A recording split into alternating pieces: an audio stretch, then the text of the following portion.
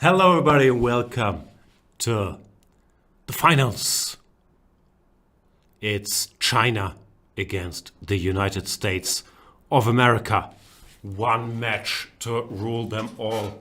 If China wins or scores 2 points, they win the event. If USA scores 2.5 or more, they win. Peter Svidler, I'm not a mathematician, but that's an advantage for China, right? That definitely is an advantage for China, certainly.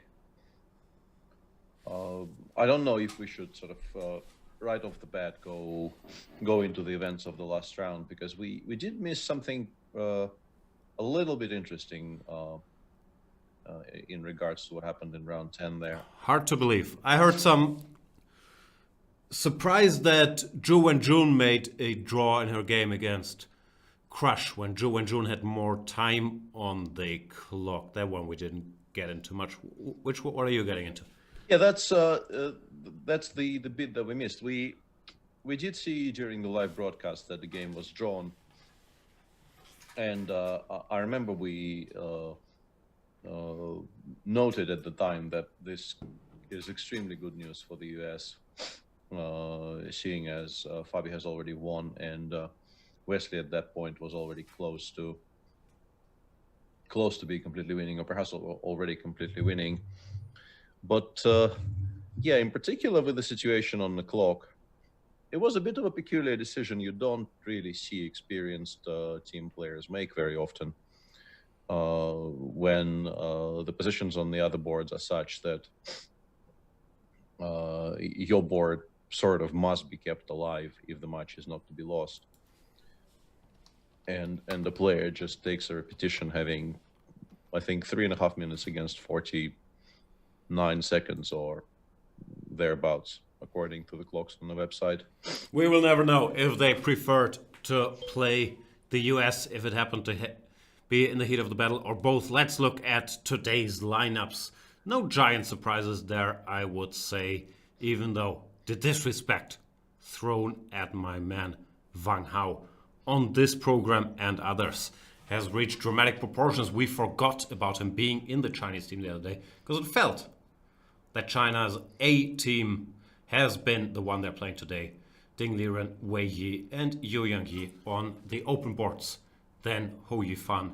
We discussed that, not a giant difference there, but Hou Yifan on the women's boards. For the USA, it's Nakamura, Caruana, Wesley So, and Irina Crush. No surprise there either.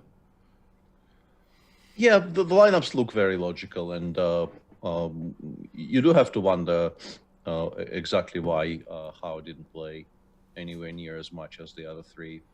But the results kind of support that decision. In particular, that game he lost to Fabino in round 10 seemed like he wasn't really entirely concentrated on the task at hand. Played a line that both of them know very, very well and was more or less lost by move 15. Yeah. My boy Fabi had a great tournament, scored 5.5 out, no, 6.5 out of 8, something along those lines, if memory serves well. And has the white pieces against Wei Yi on board number 2. That's one I would keep a close eye on. Well, it's a dumb thing to say because frankly, it's only 4 boards. They will keep a close eye on all the things. But Fabi with the white pieces should put pressure on board 2. Ding Liren with the white pieces will put pressure against everybody in the world.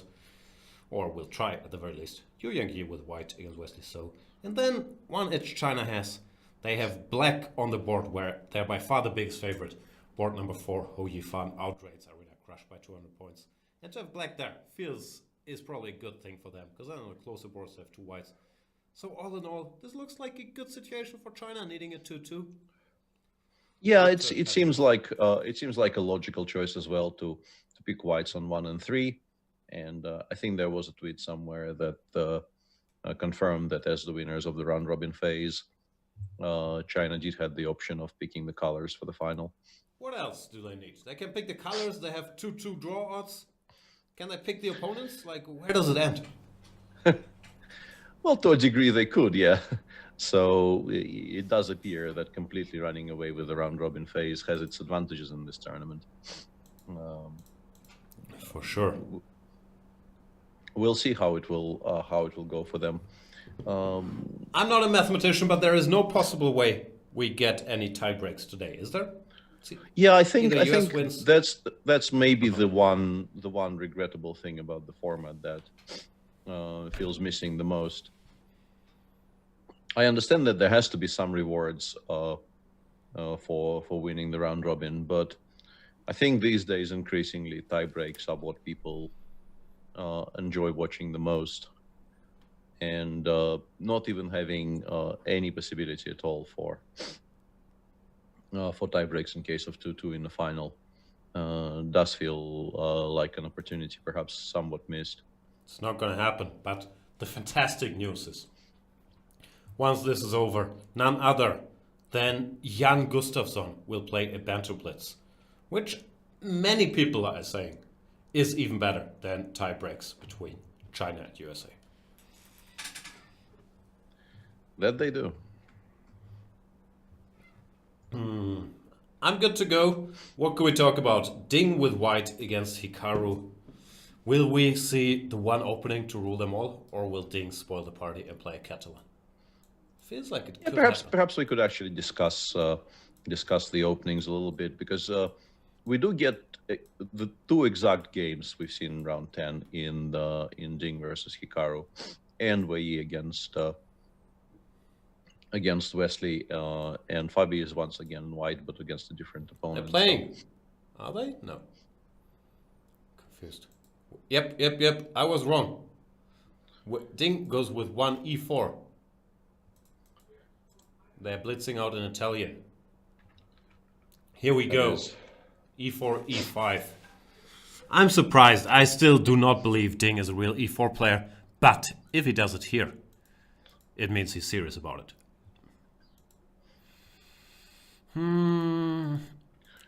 I still don't have moves on my screen, but I'll trust you on that. And yeah, I don't think I'm not sharing the screen with you. Why wouldn't I do that? No, you are. I was just looking at everything apart from the one place I should have been looking at. There's already a very curious choice by Wei on board too. Yeah, he's saying, you know what, Mr. Caruana, you're a better theoretician than me. I'll play some nonsense.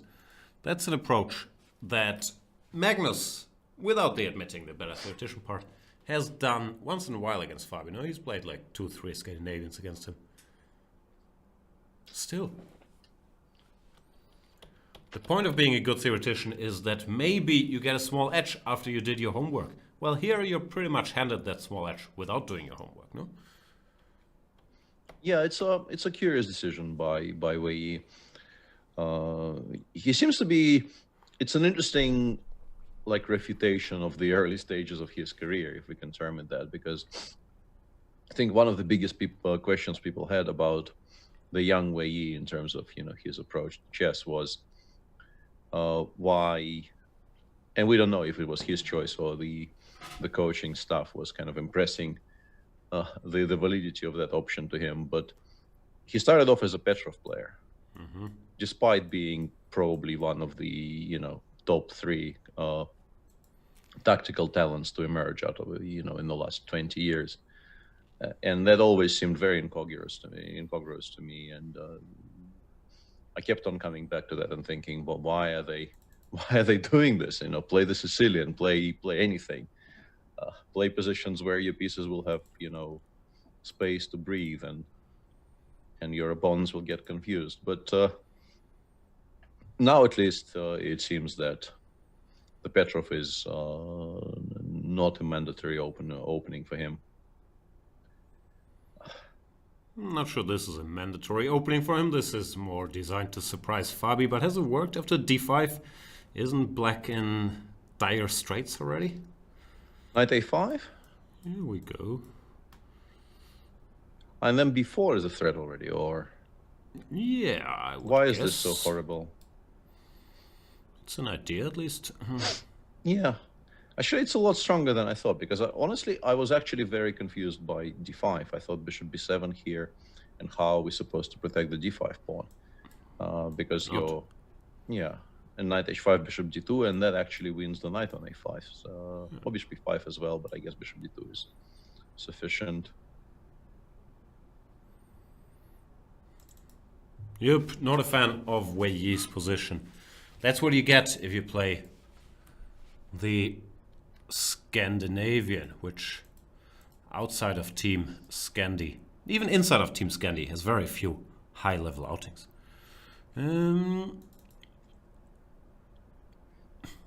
I take all that back. The Scandinavian is an excellent opening. It's just unfortunate accident that happened there. But the game is far from over.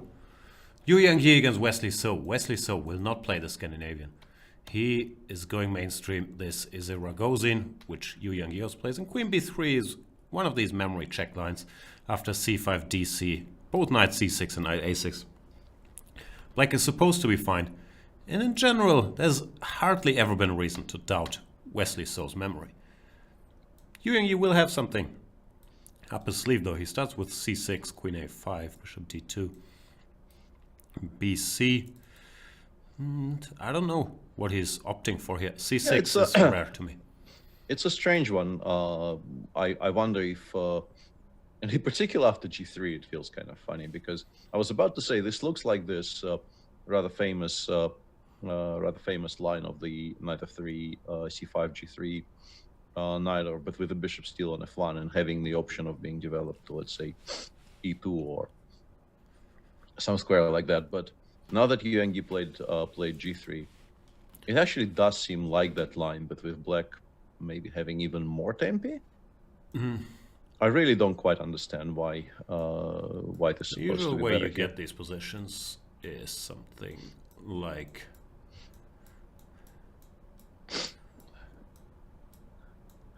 this, but here, yeah, white is at least very close to developing, while in this position we're not. So rook b8, knight c5, all kinds of ideas are popping up, and let's hope for Yu Yang-yi that he knows what he's doing here, because it looks very risky. Maybe it's fine. Maybe it just queens into Yeah, I suspect white still isn't worse yet, but I'd be becoming very interested with black here. Curious opening choice by Wei Yi for sure.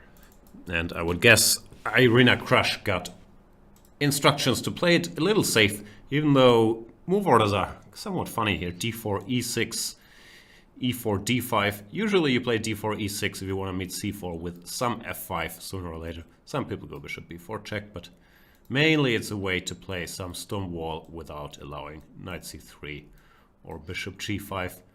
Of course, you're allowing to e4, and that is what happened. d5 takes, knight f3, bishop d6, bishop d3. Knight c6 already an indication that black is willing to mix it. Knight f6, castles is pretty solid, or queen e2, bishop e6. So let's see if Oyifan manages, because if you take too many risks here, you can also be worse with black. Yeah, I wonder if, once again, we shouldn't read too much into opening choices here, but Irina just snapped going e4 and e takes d5 after d4, e6 might be a little bit of an indication that the team is very happy with her playing as solidly as possible, and perhaps not really worried if the game ends in a draw without white ever really fighting for advantage. No, of course they're fine with a draw. They're 200 points low rated, but is this the strategy to get it? Or is this maximizing EV? There's no guaranteed draw. Not sure. Yeah. How's Ding against Hikaru? I was very surprised by this. I think I've seen this before, this idea of just allowing a takes b3 en passant there, but it's still somewhat shocking that white can play like this. And we do have somebody we can ask, so perhaps we should ask. What do you think? Who's that? Is Lawrence in the call? Lawrence is on every call imaginable apart from this call, I think. Mm-hmm. I hear he works late hours. Is he going to be joining later? It's not planned yet, but we can ask. Welcome, world champion Magnus Carlsen. Thank you very much. What's going on? So I mean, I was just surprised that you're doing this thing at all since our boy is out. My heart's But not really in it, I'll admit, but you know, it's the finals. yeah, so like, who are we hoping for now?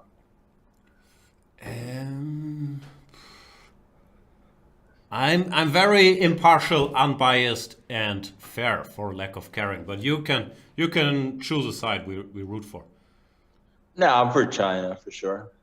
All right.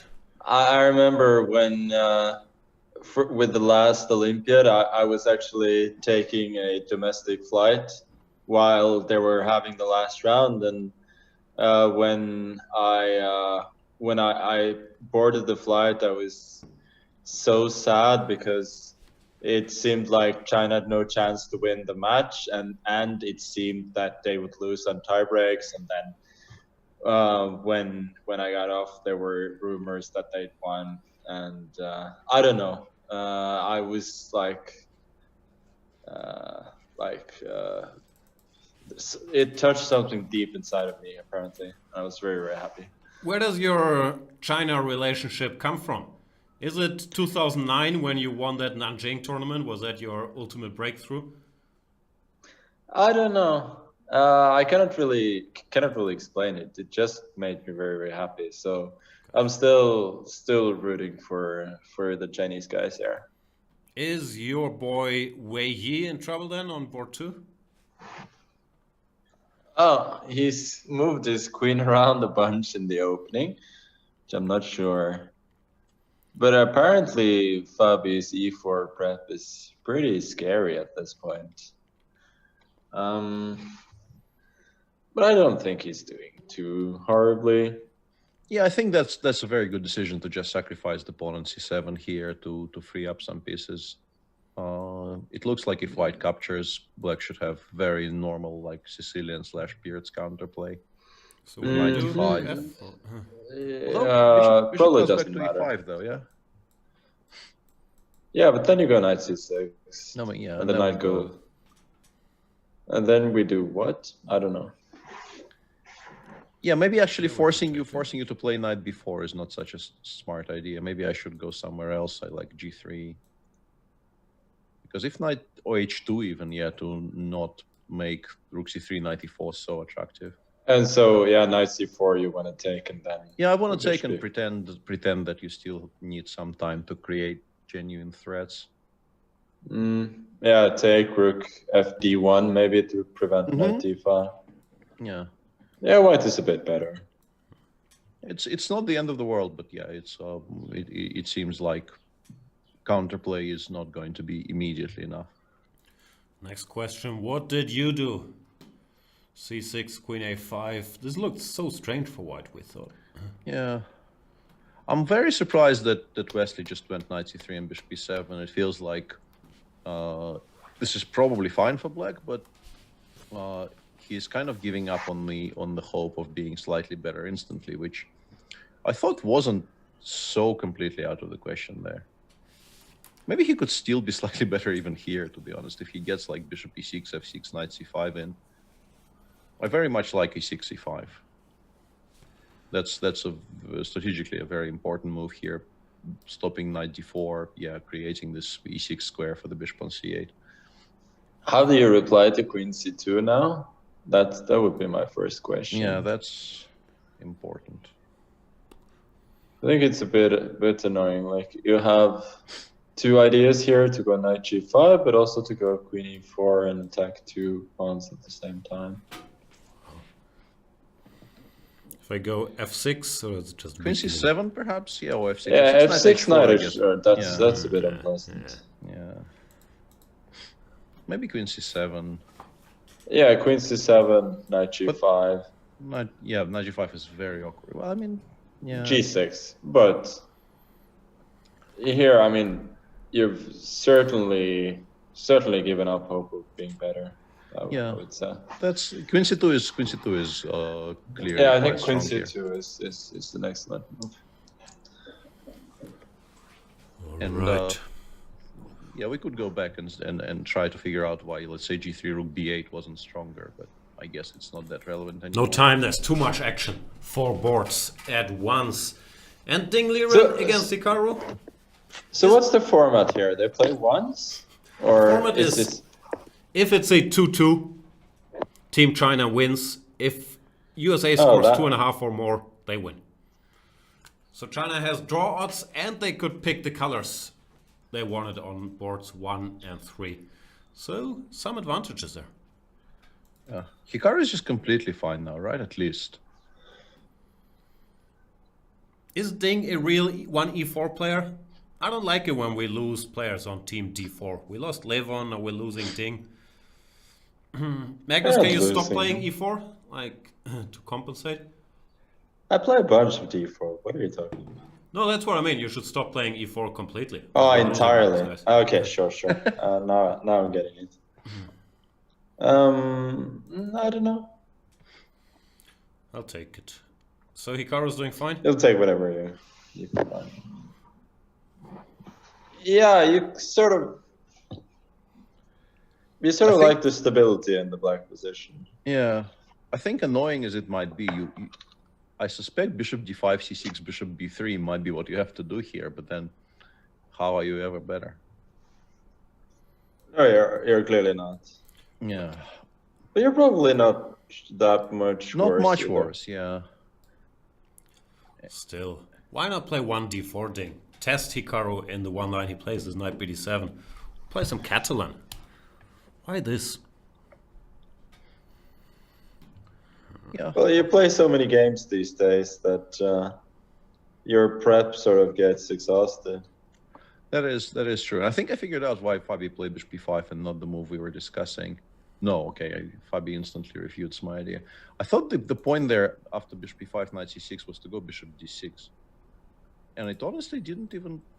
Oh, there's knight e8 there. I thought bishop d6 followed by rook d1 and we create a threat of bishop a6 as well. But knight e8 probably is very annoying. Okay. But how is he responding to knight b4 now?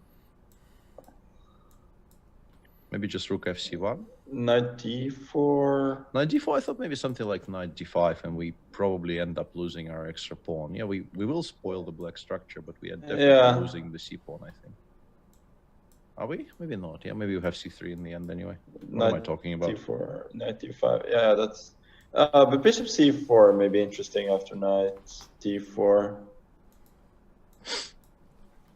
Bishop d6. There's rook d8. Then take d4. Doesn't look convincing for white. Yeah, it looks like the pieces. But I mean, he's struggling a bit.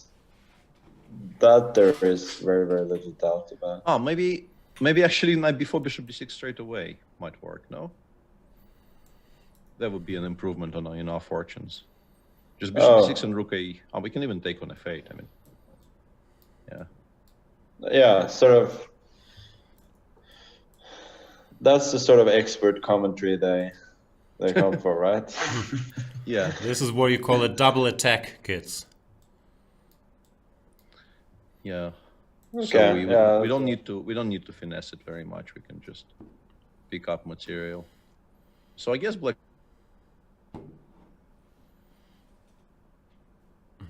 What's going on now? Peter disappeared. No.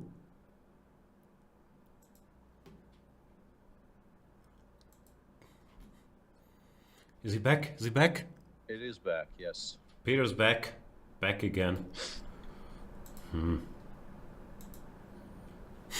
Wow. This is a look behind the scenes, boys and girls, where you can see the beautiful Zoom call.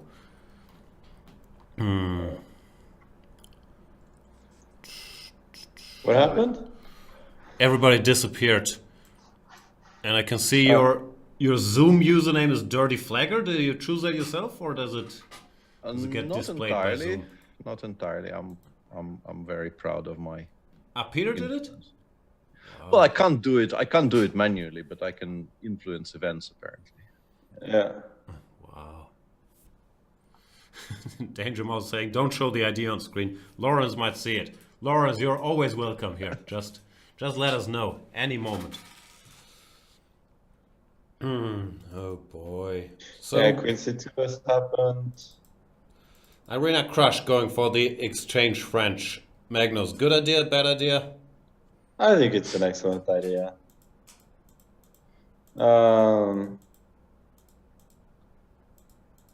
Yeah, obviously, draw. Even with the draws, a draw is an excellent result for the US on this board. So, I think. I don't really get the last move, h6. Yeah, why are we driving the bishop towards h4? h4 and g3 is unclear. Does she want to take it?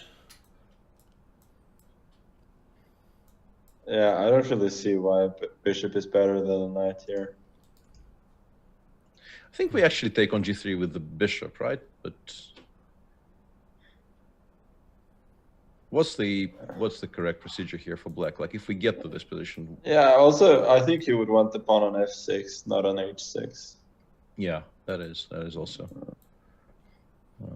just very normal in these positions. Yeah, they are very, very level.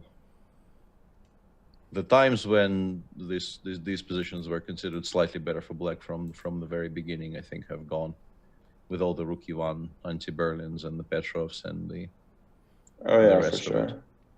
There was a time like that? Well, I mean, there's the famous Gurevich short game, I Gurevich, think. yeah, sure. Yeah, short. Yeah. No, Gurevich short. Gurevich short. Yeah, I'm pretty sure right. it's Gurevich short. Sorry. Yeah. Which I think influenced generations of people. The legend of Misha Gurevich not managing one draw in 2 rounds to qualify for the candidates, Right. including losing with white against Nigel in the exchange French.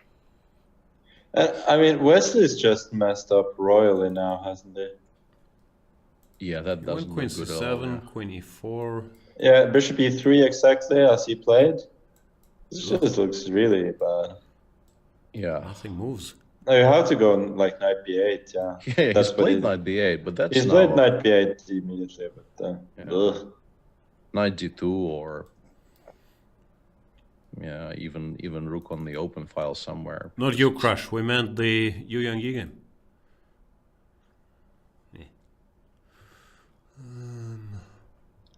Yeah, looks bad.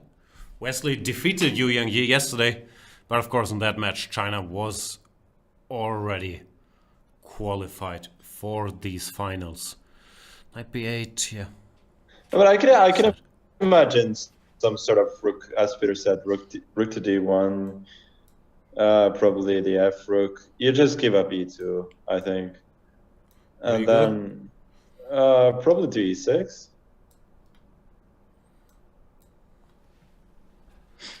Just rook And d2. rook d2, yeah. Yes, just rook d2, and then the other rook to d1 looks very. Knight h4 f5 becomes a huge threat as well. Yeah, for sure. Yeah, I'm not sure black can actually afford to do that. I suspect after queen e6, the best move will be bishop c8 in that position, at least hoping to. Oh yeah. Yeah. Yeah. Okay. Queen goes back to b3, and then. Yeah, now we go knight d7 yeah, and knight hope d7. maybe we get to play knight c5 somehow. Yeah. Bishop e2, rook d2 looks like it might be just lost to me, to be honest. I don't think it's worth a pawn for black. Okay, so yeah, white is better.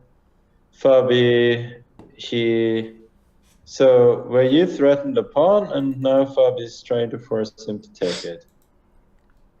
But Bishop. Rook ac1 just wins, right? There's bishop a6 in the end. What end is that? Oh, yeah, that's easy. G5 also wins. Yeah. No, I thought we Yeah, just g5 take wins, stuff. but also probably takes bishop a6 wasn't bad either. No. Seemed Okay, strong. so this seems like a total fiasco for black. Yeah, So well, you he go did- back. He's already gone back, but he now has like a semi-threat of h5, but it's even h5, knight g5, I guess. Yeah, it's looks like it's going from bad to worse here for It's just a pawn. Wei. Fabi seems like a legit good rapid player now, no? In the MCI, he made the semifinals sort of convincingly. Here he scored, I keep forgetting it, but something good. 7.5 out of 9 or something bizarrely good. Looks like he's doing well here. Oh yeah, for sure. I think his bad reputation in Rapid had something to do with losing 3 games in a row in a World Championship, but you know, he faced a pretty good player, so. I have no recollection of that, but also in these Grand Chess tours, sometimes if it doesn't go well for him, he just starts losing a bunch of games and playing the Benoni and knight f3, g3 every game. Maybe Yeah, that's that's for sure. I think sometimes he hasn't taken it that seriously, and it's hurt him.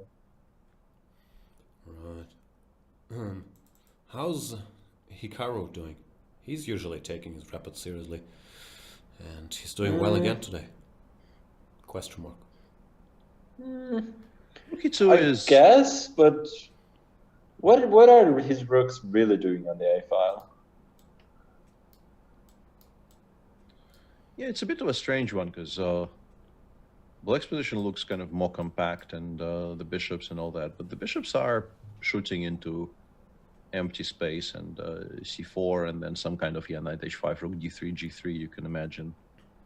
The queen has a decent square on g5 though. You can go queen g5 maybe preemptively even and maybe go for some h5, h4 play. Yeah, also bishop e3 to f4 is a threat.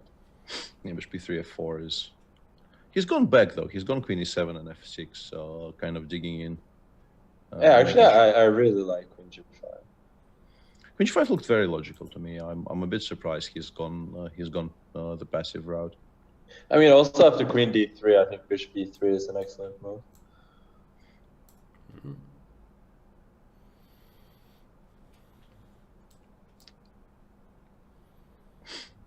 Yeah, it does look quite promising for Black. I don't think he's doing poorly now, but No, now he's also knight f4. How does he reply? bishop f7, I assume. Then knight t5, ed. Yeah, it feels like this has gone in the direction. Yeah, now the rooks in the A file look really stupid. So he's gone c6, obviously. Ah, yeah, that's of course an improvement. Okay, so Wesley's just taken the pawn without thinking much at all. Goes back. So here. He's just not impressed. Oh no, knight h4 play directly. Yeah. Actually, okay, that's grabbing that pawn and going back to a6 is maybe less of a bad idea than I thought, because we do get to play bishop c8. Yeah. White's still, of course, doing quite well, but maybe not as well as we thought originally. Bishop c8, I'm pretty sure, has to be played. We probably go back to c4. And then the question is, if you continue chasing, the queen will relocate to h5, and then you probably do get mated. So you need to do something else. So you gotta do something like f5, no? Yeah, I think f5 has to be tried, but When after queen c4, yeah? Yeah, somewhere here. Yeah. But it feels extremely dodgy somehow. It feels like rook a1 or maybe even the immediate bishop c5 might be good. Yeah, I agree. Looks okay. You go e4. No. Yeah. e4. Yeah, kind of trying to lock things down and stabilize. How do we reply to bishop c5 though? Bishop a6, maybe. Queen b4. Queen b4. Oh yeah, that doesn't help at all. No, that seems like it's collapsing.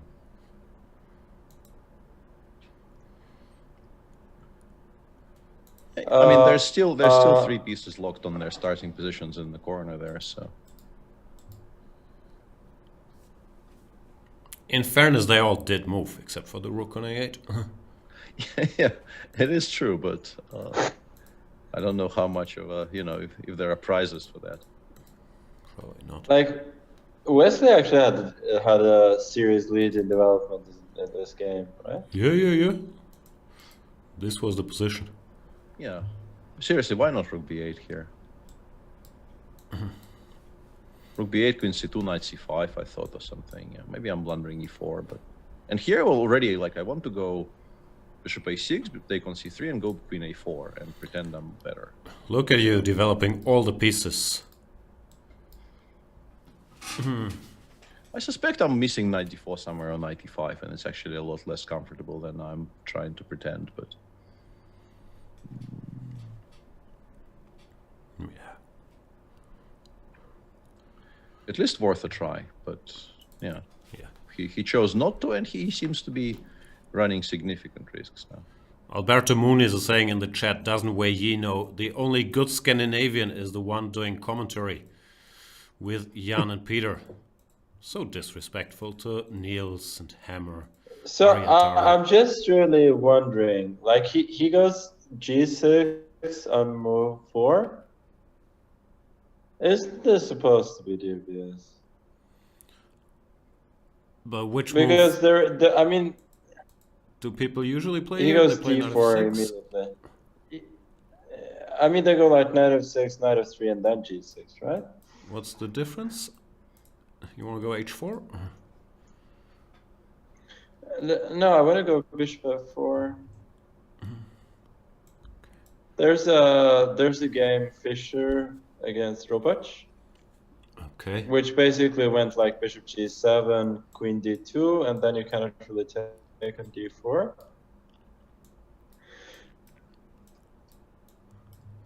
Yes.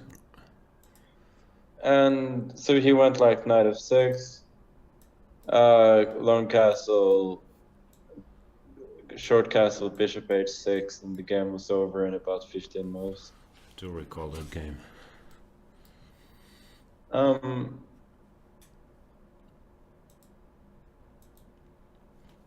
So yeah, that's sort of interesting that way he allows it.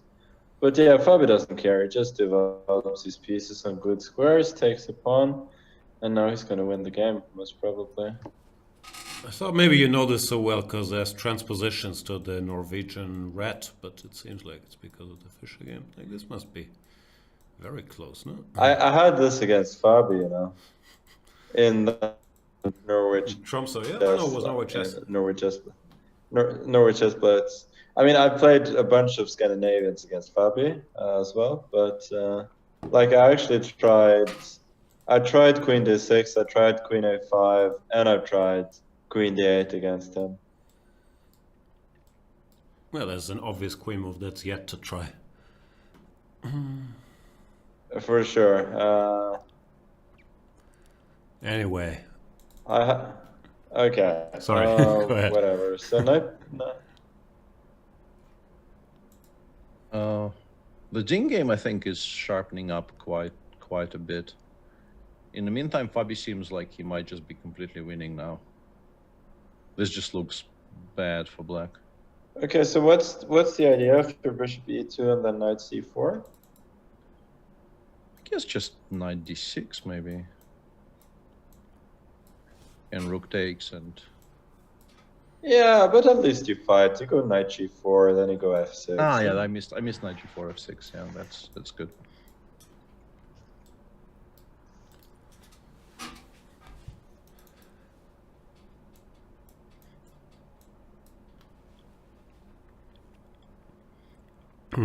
We can't take the pawn?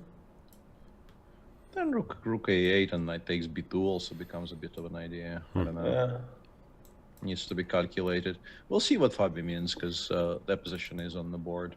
Yeah, knight c4, like my first... They both play very fast here, but my first impression is that Wei Yi is sort of like half in the game now, at the very least.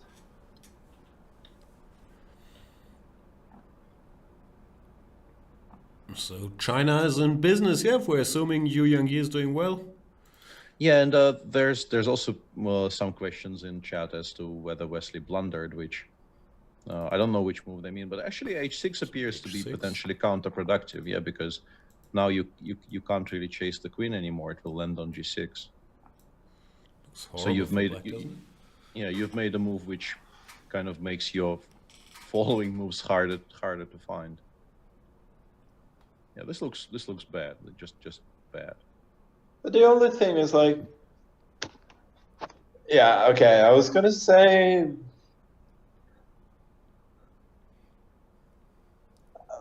well, the thing is, yeah, he's going king h7 now. So the thing is, you gotta find a way to actually make something happen with white, right? Because I'm not sure your long-term prospects are that great. Like black is getting out somehow. If we just play it dryly, you go e4 or what do you do? I guess I would like to go e4, yeah. Don't know.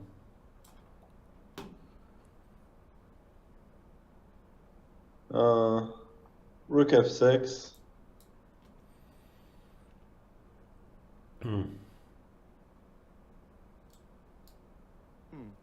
Still somehow holding on, yeah. Looks scary, but Yeah, I think like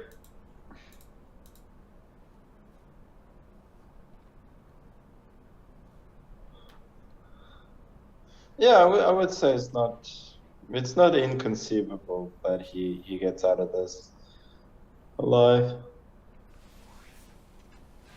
all right, so let's sum up. Yu Yang-yi is doing well, but not winning yet. Hou Yifan will have a hard time mixing this. Well, isn't she sort of winning a pawn now? Well, let's go there. Wei Yi in business and Ding Bishop against d4 and Fabi. queen We should go as d6 well. or something, yeah. Like this, yeah? But then queen f5 f5? probably makes a draw, yeah. Nietzsche. I was thinking queen c4 actually, because then queen f5 can be met by g6. Still, there's Even queen draw here? e5. Yeah. She played bishop d4. Okay, so everything's going to be traded, and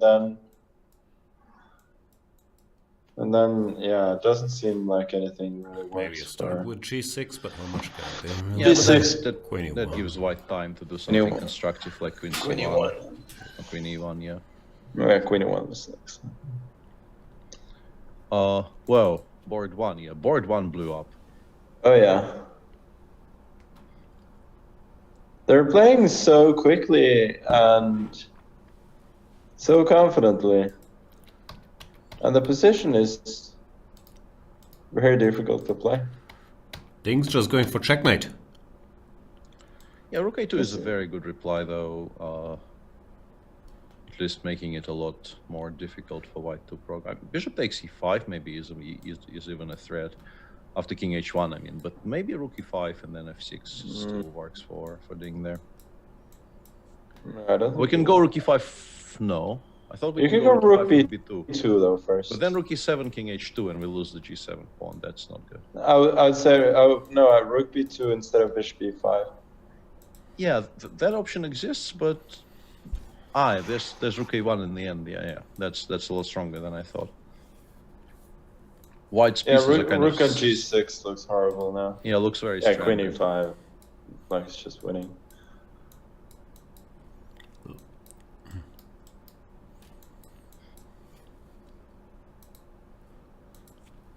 So, where's the trick? Or has Ding just missed rook a2? I don't know. It surprised me a little bit that he went for broke so much. It seemed like there should have been an option to keep things more contained. In the US, let's face it, they probably need to win this game, even though if they want to score 2.5 points. Yeah, which is also an argument for not doing what Wei Yi is doing. Sorry, what Ding is doing. Actually,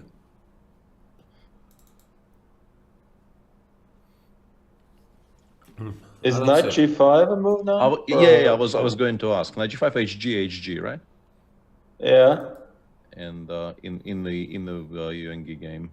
This it looks like one of those Alpha Zero Stockfish games a little bit. Yeah, rook g6, we go queen h4, queen h5. That probably is just completely lost. We have rook Yeah. h6, not You have rook h6. Oh, that's dirty. That's really dirty. Yeah, illegal. Bishop d5 is also a move. Whoa, that is nice. That is kind of nice, yeah, with the threat of something. Yeah, bishop g8 and king g2 and rook h1 mate. Probably. Looks very Alpha Zero-ish indeed, no, this whole position. Oh, no, but the fact H1 that the fact that rook h6 exists means that maybe black can play takes bishop e6 after hg. When we're what? HG. Bishop e6. Bishop e6. Ah, yeah. directly. Got it. Yeah, because I mean, still bishop d5 doesn't look bad at all. it could actually work. Yeah, the question is whether you go for it on 7 minutes, because you probably can't calculate all of this to the end in the time frame provided. You mean you can't or you can't? Well, I definitely can't. I don't know if you can. Yeah, these you jokes aren't that great, but I'll keep doing them. No, they're okay. They're okay. Yeah, just checking.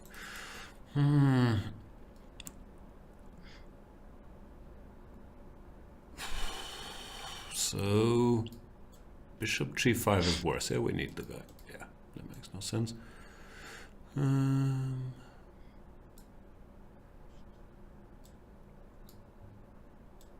But yeah, the temptation to sacrifice something here is kind of overwhelming. We'll get back to it while you is thinking and you are thinking. But after knight takes a7, knight e5, what's going on in this Wei Yi game? Oh, this is interesting. Knight e5, the plan is rook c7. Whoa. Which could be c5. really painful. Blunder, question mark? Well, we have the bailout with rook takes e5 if we feel we need one, but you know, giving up on c2 is not going to be very enjoyable here for Fabi. So here you just take and take. There's I think you probably take there. immediately. Yeah.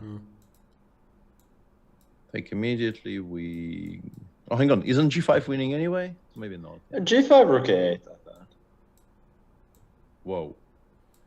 Did not see that coming. Yeah, that's just instantly fine for black. This may have been misplayed by Fabiano. We should welcome Grandmasters Luke van Veli and Suat Atalik, both in the chat. King Luke is saying, in my next live, I want to be Suat. Wow. And knight g5 is on the board for me. Knight g5 is on the board. Irina has, I think you can more or less safely assume, made the draw in the game against Hoi Fan. And because you have a perpetual. well, king h7 exists as a move, but then we take on d5 and we aren't really that unhappy. No, queen f4. F6. Yeah, not queen f6. Okay. Yeah, queen f4 is okay. Queen f4 is okay. Queen f4 is an immediate draw. That's true. Yeah. Queen f6 is really not good.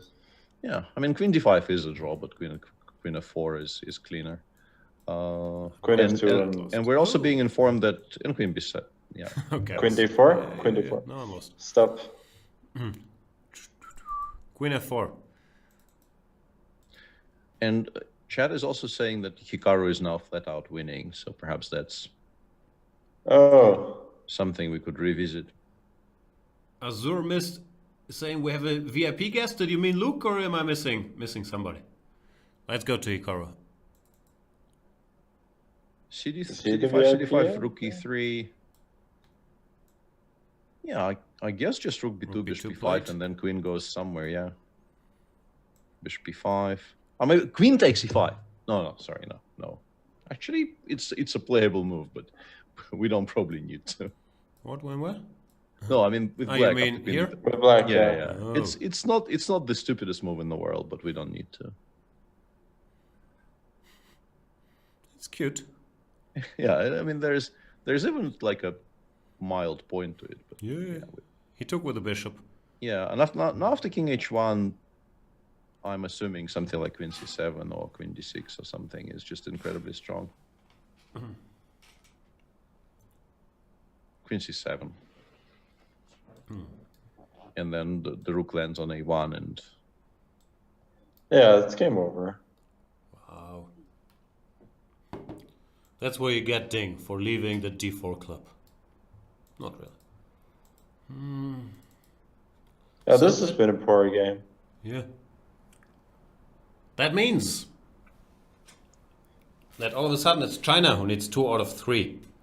Out of these. And Fabi's got g5, but he must have completely missed rook a8. Well, what was better than g5 though? Well, I don't know. Okay, maybe he wants to go like rook e7 after Rook a8? Yeah, that might be the case. Yeah. Knight h5. Or knight e4 isn't good. Knight h5. No. We go. But I mean, rook d7. You're far from creating a threat here. Yeah, we're some way away. Even Also, rook f8 is probably rock solid.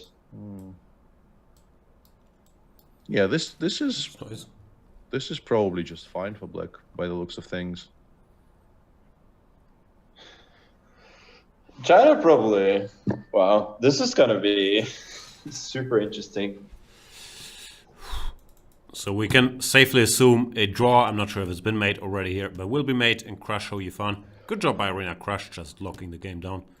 That means China needs 1.5 out of 2 out of Yu Yang Yi and Wei Yi's game. HJ on the board here. Yeah. And there's definitely been and he didn't play rook a8. He played for the more conservative option, which is also not that horrible. Rook d8, king f8, and I don't see how white makes any kind of immediate progress. Yeah, knight c6, bishop b5. Yeah, bishop b5, rook b2. There's rook d7 there. Really, rook d7, it kind of sucks a bit, but rook a8 too, I think it's not a disaster. Yeah, and Western didn't play bishop e6. I wonder why. Maybe bishop d5 bothered him. Whoa, and after all I guess it's still a draw. I guess she just pushes the d pawn now. Did she go for my queen f6 move? Boom. No, she went queen takes d5, a move none of us really considered properly. How do you not really give a check? Really a very strange option here. If you want to take on d5, at least drive the king to h7. Still fine though, as you're saying, yeah? Yeah, I think with the king on h2, white still runs. Maybe she's playing for a win. Yeah. Well, maybe she actually is. Yeah, maybe she feels d6, queen e7, d7, and the king on h2 is very safe. Yeah. That would be one for the books if she gets it done. But I assume queen f6 and then h5, h4 still makes a draw somehow, right? I mean, also queen g5, queen h5 is immediate draw if you want. But I think we do want, actually. I think the d pawn is kind of fast here. All right, and bishop d5, played by Yu Yang Yi. Here we go. Yeah, Yu Yang Yi playing some kind of a modern masterpiece. Helped in... I thought he played the Nimzo, but... I don't know. Yeah. What's happened in the Ding Nakamura game? Are there any... It disappeared, which I think means that... I'll bring it up, but it means Nakamura won almost certainly. Also, do we have... No, draw! Draw! What? Draw! What? No. This can't be right. He must have resigned, no? Yeah, that can't possibly be right. I mean, you wouldn't resign. Maybe like rook... Maybe you go like rook e5. Yeah. It says... Rook e... Maybe this is actually not so bad. Rook e5, queen e5, queen e5, fe, rook e6. Rook e6, e4, and then what? Rook d6. Rook a5. And then you start running with the king. This might actually be sort of tenable. Because your pawn structure is so good with the pawn on f5. Yeah, that actually is quite strong. And we do have confirmation that it's also drawn on the official channel, and it's only minus 0.5. Somebody said in chat.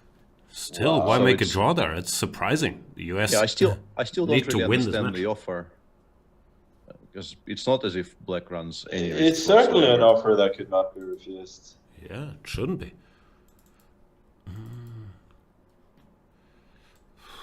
Yeah, that. No, I mean, let's. Okay, so Fabi has done. He's gone rook d.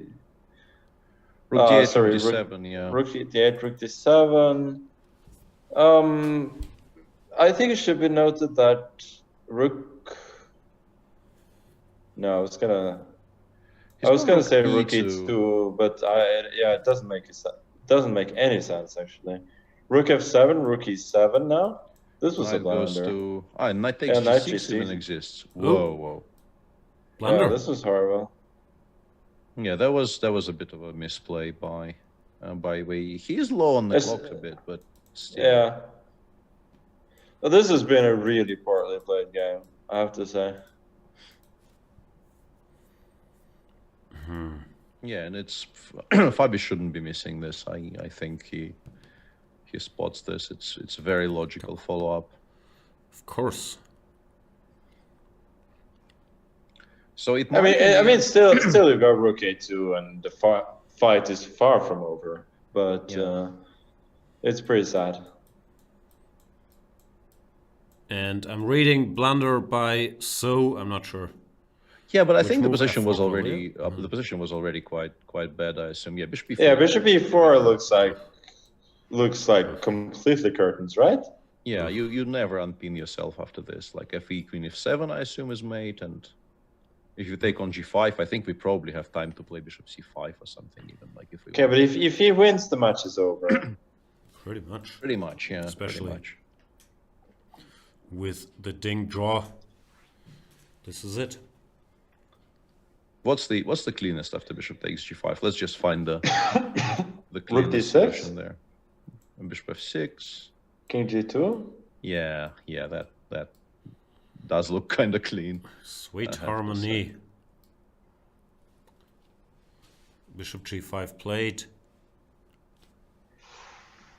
I think if you want to go for style points, you want something like rook d6. That's probably too much style. Yeah, and it seems like the position was defensible to begin with after HG. If we can trust the computer armed people in chat, but very difficult to play. Yeah. With the kind of development he had, you don't believe it with a few minutes on the clock, do you? Yeah, I think. What's rook e1 check there? Why has he gone rook e1 check? Now he can't even take on a2 in those positions. What's that? Don't know.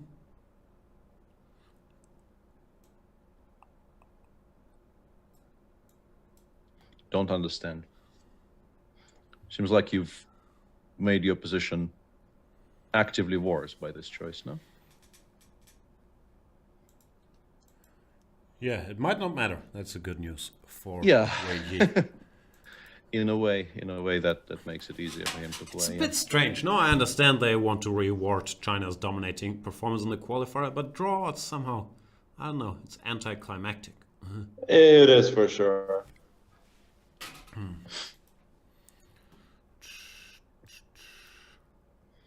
Yeah, if I played king h2 once again, seemingly implying that there was some kind of a trick connected with rook king g2, I still don't see what the trick was. Knight g7. Knight g6, knight e6, that's the point. The check. And then there's no check on f4 if we go king h2. Oh, okay. Yeah, we We're can just sort of blind. we can sort of reconstruct from what Fabi is doing. What they're playing, yeah. Nice trap, actually.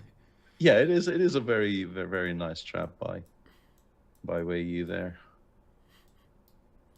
Because now black wins, actually. Or wins an exchange. Yeah, wins the next. Yeah, maybe actually wins the game as well. The other game, has also ended. Arena Crush did her job, made a draw with the white pieces there against Ho Yifan. Very solid performance. I think overall, very solid tournament for Arena Crush, who was outrated in most of the games, but held the board. But if you wins, nothing else matters. Yeah, and he's going for style points here as well. F3 just taking with the king and going back to G2, saying bishop takes d1, rook takes d1. Please make a move, sir. You know, such a dominating final position there. If you just look at it, it is a pretty beautiful game. It is. Yeah. You don't see these things often against top players.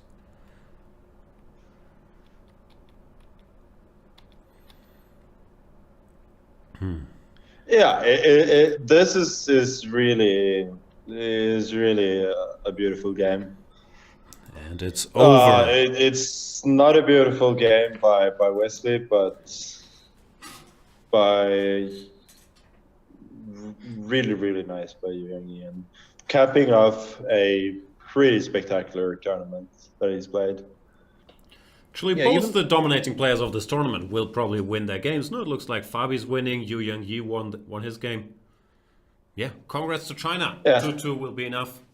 They win.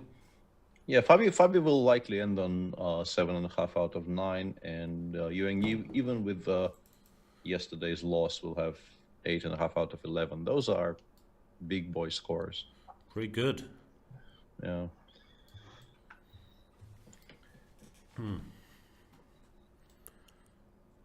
Magnus, what's going on with you? Do you get into any online or offline fights? Anything happening?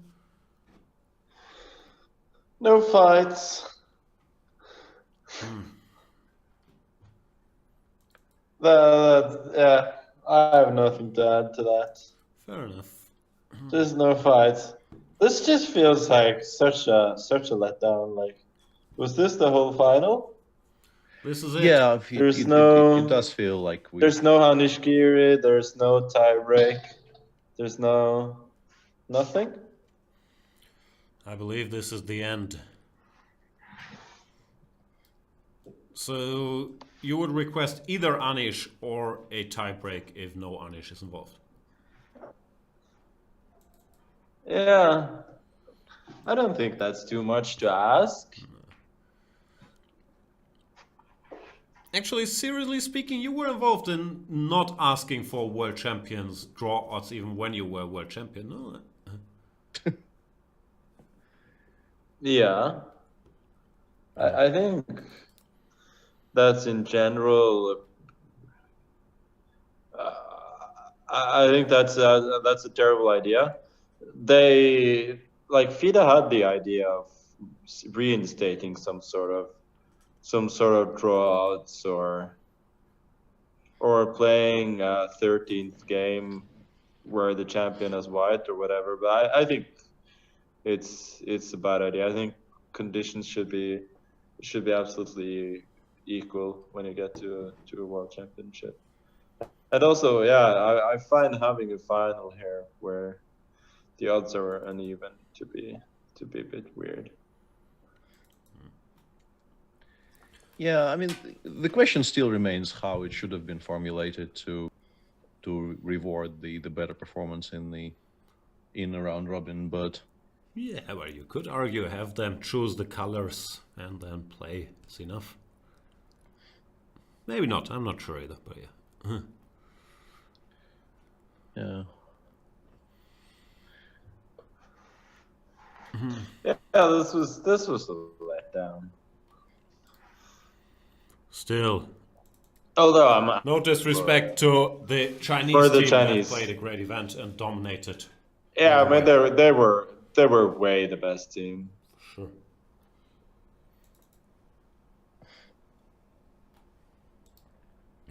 Like, if there's a team that deserves draws, it's this Chinese team.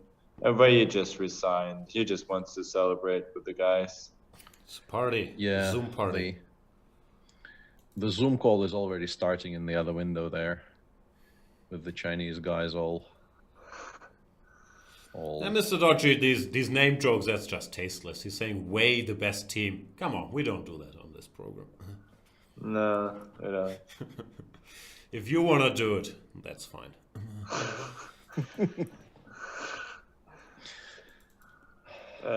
I see what you did there. I recognize. I still wonder how the Chinese will even. No, I'm done. So, what are you gonna say if they name Fabiano the most valuable player of the tournament? I'm not sure You where should you're get going it. with this. You should You got say robbed? you the real MVP. Ah, beautiful, beautiful. Yeah. Yeah. It's basketball stuff, Peter. That's. Yeah, I would like to do a shrug emoji, but my hands just disappear when I try. So I'm very hamstrung by circumstance here. I'm thinking of an MVL MVP joke, but I can't quite get there after he didn't play this H3 against Hikaru. No, that's all we got. Congratulations to China. They win this event with a dominant performance. They had draw odds going into these finals and making their... They made use of them. Okay, guys. Thank you so much. That was Mr. that was a Carlsen. short final, but okay, whatever. I'm gone. So there is. Bye bye. Peter, that was it. Do we get a rest day from each other? Like, probably we do. What's coming up next for you? Well, from day after tomorrow, there will be 3 days of the charity event, the Russian. I mean, I think it originated as a brainchild of Vladimir Kramnik, and there's going to be a charity event raising money for healthcare professionals. The situation here is far from ideal, and you get having paid a at chance. least? You get paid at least? No. I'm kidding. No, it sounds like a very good cause. So there's that. And then next the 3 days, Steinitz. then there's the Steinitz from Yeah, and the 15 Steinitz to starts 17. immediately afterwards. Yeah, so I have like half a day off tomorrow, which will still feature like there is apparently like a dress rehearsal for the charity event, and also some other minor obligations, and then 5 days of or potentially even 6 days in a row of online blitz, and then maybe there's a break in action. Mr. Dodge is asking, and after the Steinitz?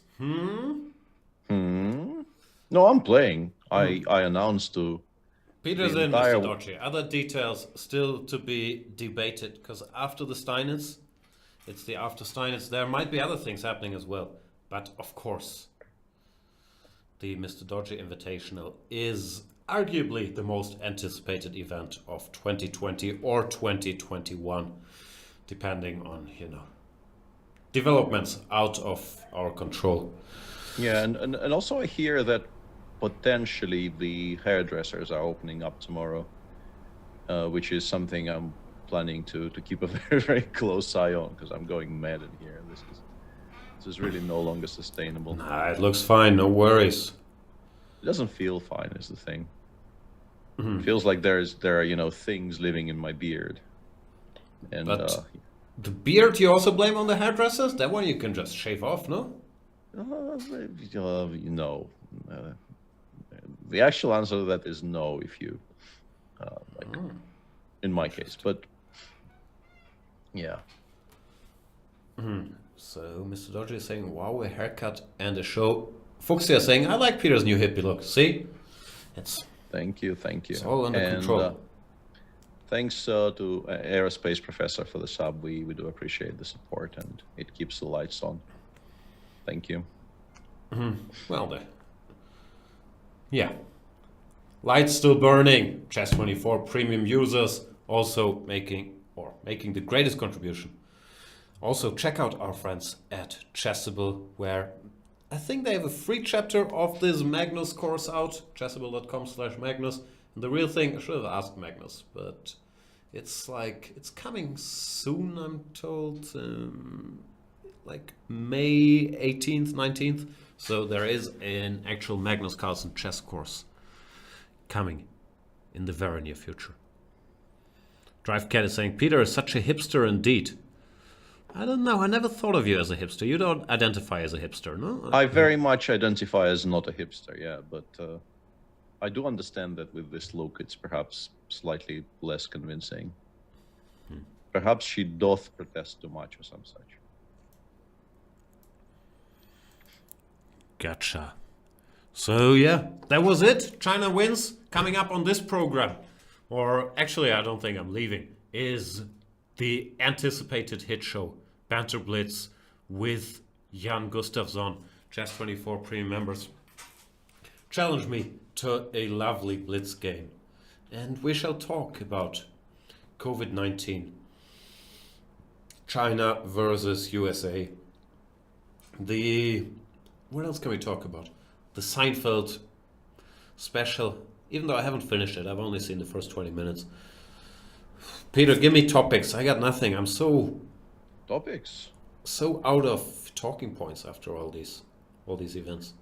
Yeah, I'm all talked out as well. I don't know. I briefly perked up thinking I can give you some fake topics, but I'm out of even fake topics, to be honest. And also, we've been way too busy during these stay-at-home times to even watch all the TV shows out there. I'm not fluid in TV shows, which is shocking. Are you? Like, DriveCat is saying, Jan, talk about children names. I already gave the one good children name I had away on Twitter today. What was it? I missed it. CAEA -8 is what I'm going with.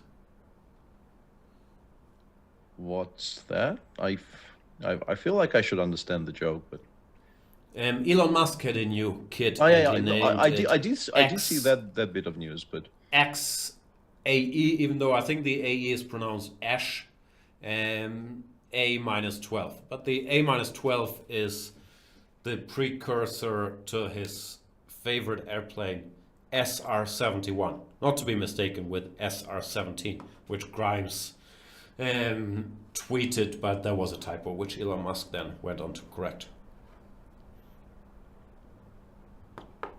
SR-71 is an airplane used between, I don't even know, like 1968 and 1999, mainly, I think, for spying, like to spy on the USSR. It was then replaced by the SR-72. But I think they liked that model less than the SR-71, so they went with the A-12, which is the predecessor to the SR-71. I did find your tweet, and now I will need to do some research and get properly educated. I gave you all the info just now. Yeah, but like I don't really consume information in verbal form as well as I used to. I need to be able to read it, 4 or 5 times before something seeps in. That's a big difference between us. Not that anything ever sips in for me, but we've talked about this. 90% of my internet is like in verbal form. I have all this information from the Joe Rogan podcast, the Elon Musk episode. Oh dear. What now? I should listen to that? No, of course you should. I mean, of course you can. Confusing. Perhaps confusing. Of course you can is perhaps the more precise answer to that question. Nobody's gonna ban you or cancel you or do any of those Don't things. cancel me today. We just made it through another stretch without cancellation. Yes. Renewed for another season.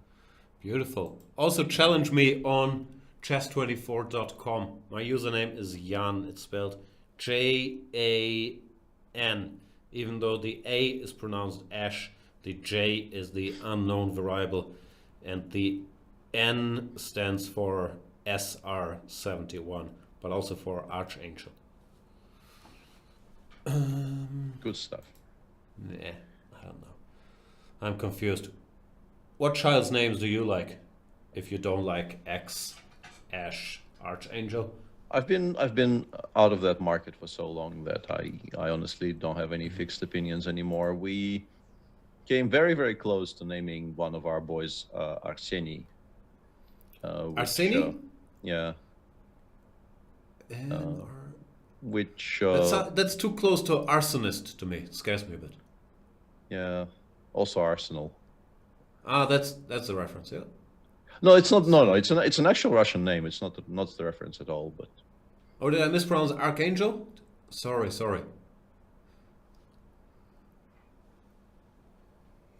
Arsonist.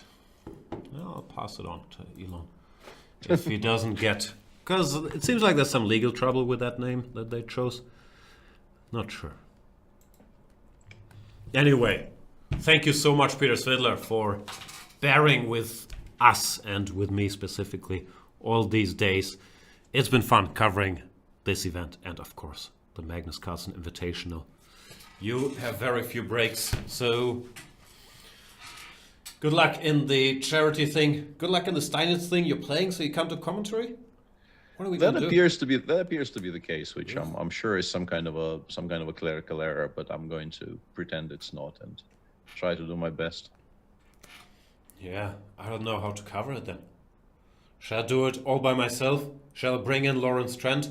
Before you suggest Grishuk, he's playing too. It's not an option. Magnus is playing too. And I don't know any other people. So let me know what you think in the chat. Yeah, thanks Peter. My regards to the family. I'll go get myself a coffee and we'll start the Banter Blitz operations in like 5 minutes over here. Yeah. Have a fun one, and yeah, we'll talk soon. A question on Twitter from Damas. I should not have pronounced that. That was a bit of a trap, yeah?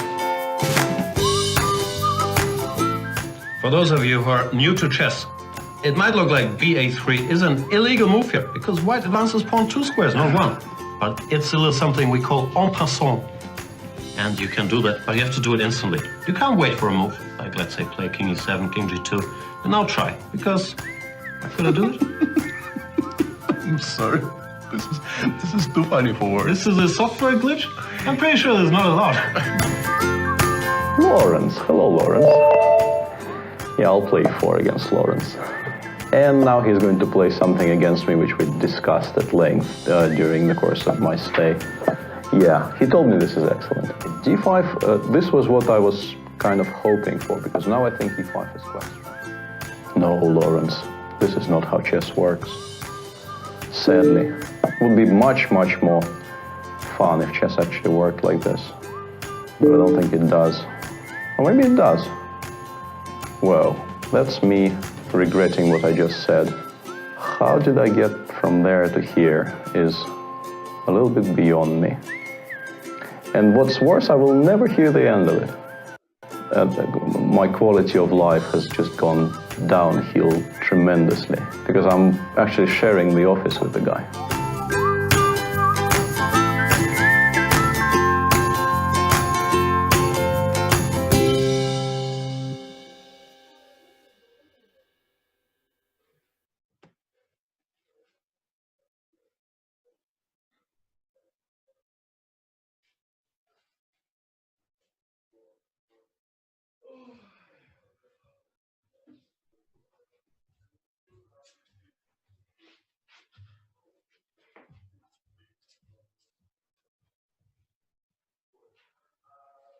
What does it take to be the greatest, the highest chess rating ever achieved, the longest unbeaten streak in the history of chess? The Magnus Touch.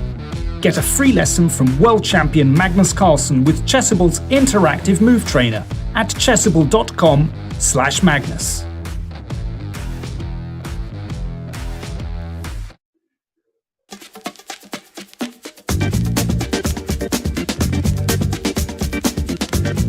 E5, it's E5 Patzers. A complete repertoire against 1e4 based on 1e5, now available to study with Chessable's unique Move Trainer technology.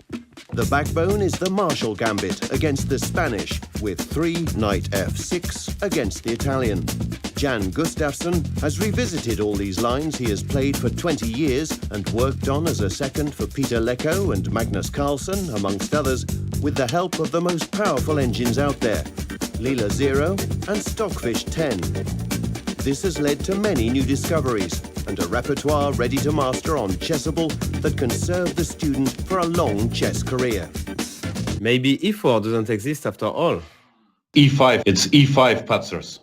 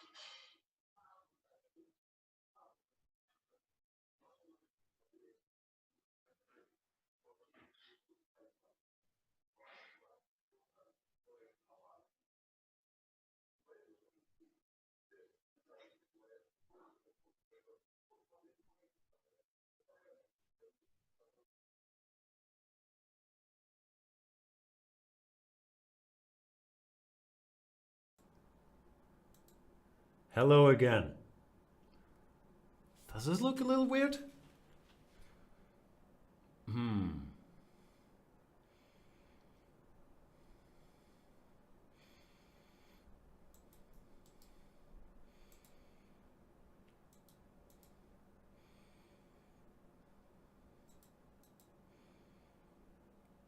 Looks like Tech Jan will have to do stuff here. But don't you worry. Not Tech Jan's first rodeo.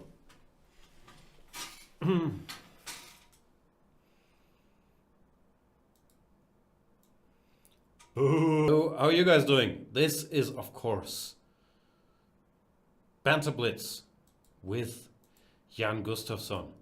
The great show that we haven't been doing that much recently because I've been busy. I've been sitting here, you know, commentating the Magnus Carlsen Invitational. The FIDEchess.com Online Nations Cup. So, according to my math, out of the last 24 days I've been doing commentary on 23, and that's my excuse for ignoring everything else.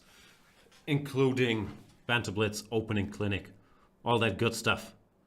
So now there are some days off from commentary. I'm not sure if I'll use them to spend time with the family, clean up. I gotta go to the dentist. We shall see. But for now, let's play some Blitz games. Well, and then talk on about random stuff. Let me start by playing... What is this, by the way? Against Wu Yuk. Apologies if I'm mispronouncing that. From China. The country of the Online Nations Cup winner. I went e4. As did Ding Liren. Still not a fan. It feels wrong. This pawn is unprotected. Ding went here. I still like bishop here. Because, you know, you have the option to take. But since we got here, might as well. Strong players played d3 here, of course. But I shall... Wow, he pre-moved e takes d. That's some dedication right there. I shall go for this line. d5 is the usual move. Bishop b5, knight e4, cd. And a complex strategic battle arises. Where my chat boys at?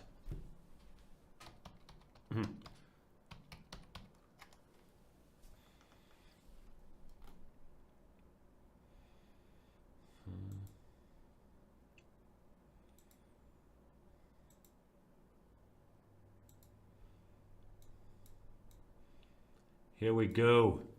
What's up, Twitch boys? What's up, Chess24 boys? Zeelandson saying it's his humility? What are we talking about?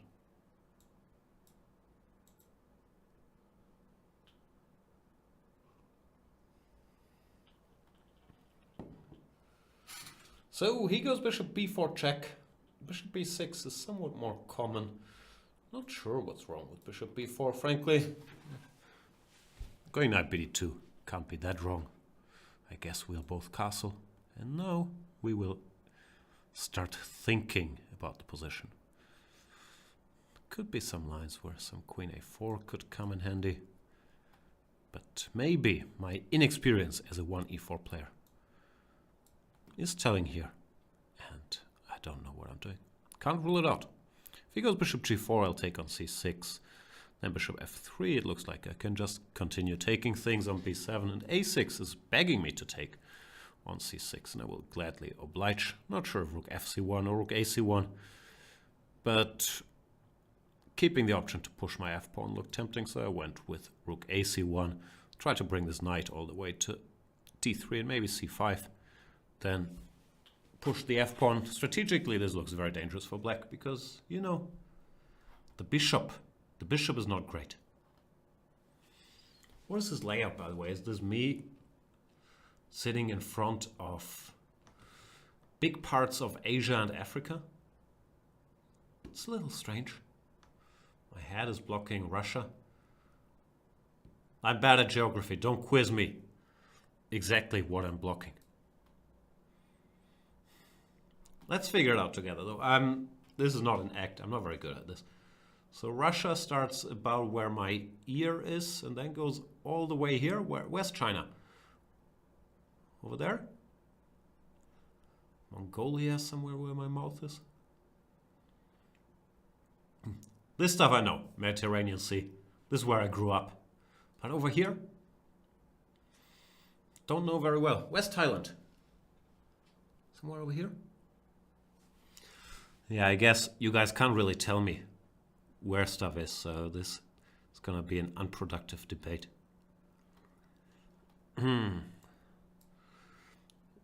Victor Core is saying, Jan, is calling King Luke to do some commentary with you an option?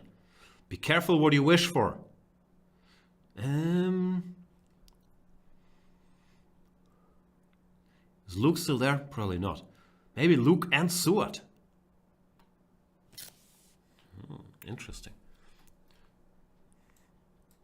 Now we have to think about it, or Probably we had to think about it, but I haven't thought about it very much yet. The Steiner's Blitz tournament with Magnus, with Grishuk, with Peter, all the guys are playing. It's, I think, 3+2 Blitz games.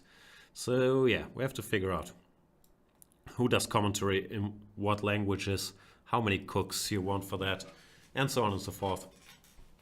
Then after that, there might be more events in the making, and I don't just mean the Mr. Dodgy Invitational. So there's a lot of chess coming up to be played and commented on.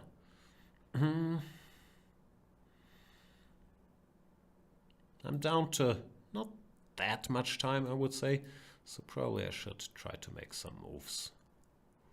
Ideally not moves that lose all the material, but flaggers can't be choosers, as I always say. I don't think I've ever said that before. That's witty.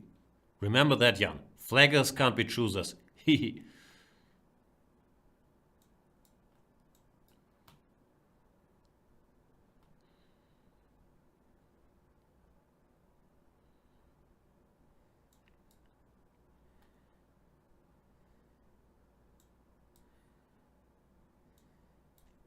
Oh, Queen H6. That's sad. I should have gone Queen H6. I'll still do it. Thanks for the game. That was fun.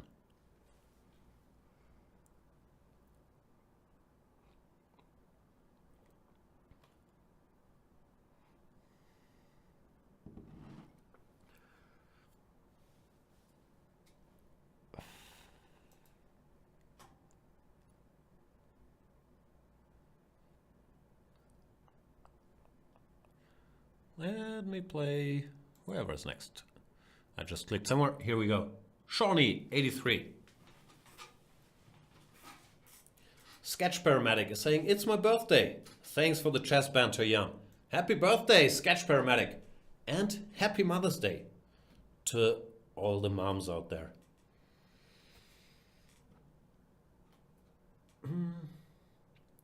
CK Russ is saying, it was kind of weird that your coffee mug was partially translucent. Is it? Doesn't seem translucent to me, no? Like, but this green screen, it's magic technology. I still don't understand how it works. What are we doing here, Shawnee? Any fun line I could play here?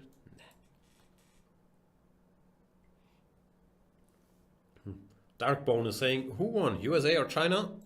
China won, or they had draw odds, they made it 2-2. They won the event. Congrats to China. Well-deserved victory.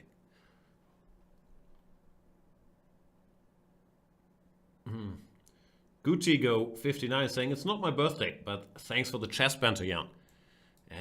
Happy not your birthday to you as well. I'm also being told Mother's Day was in UK was in March. I don't know.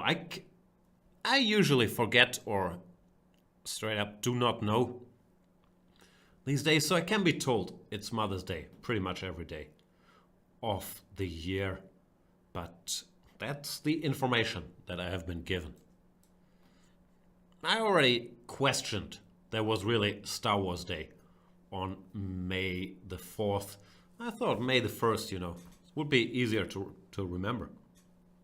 But people have been strongly indicating to me that it's May the 4th.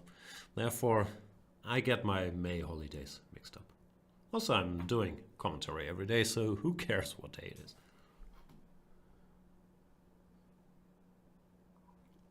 Maxen Sogier is saying, hey Jan, could you recommend any link to video studies to the Dutch, preferably Leningrad, but I'm easily satisfied. Yeah, on Chess24, there's a good video series about the Leningrad Dutch by Dutch Grandmaster. We were looking for someone Dutch to cover the Dutch, as you do. Roland Prauses, so check that out. Go to chess24.com/learn and you will find it. As for this position against Shawnee, I guess I'm better here, but I'm always doubtful in all these kings Indian positions, about what to do next, about how to meet f5 and so on. Like, usually computers feel very, very strongly that black is in trouble, which I guess also applies to life. Sorry, I'm a bit talked out if I'm not making a lot of sense. Blame all them tournaments. Let's castle into it, why not? I don't think he has a lot of attack here because there's not a lot of pieces. And I can maybe one day make something happen on the king side, h4, h5, or go knight f5. And then try to give slow mate over here.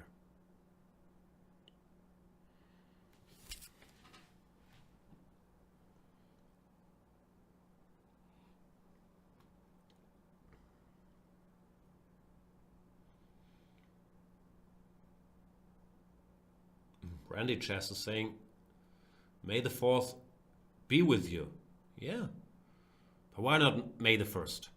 May the 1st be with you? Why is the 4th better?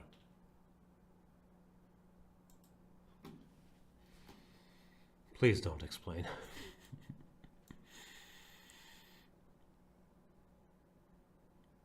As for the game, I am still entertaining the possibility. Oh, he goes g5. He's trying to close the position. Can't let that happen. h4, if bishop g4, knight h2. And I will reopen. Some would say I will reopen too soon because of bishop h3. But that was the idea. Queen c7. I guess I'll just take a knight f5. This looks bad.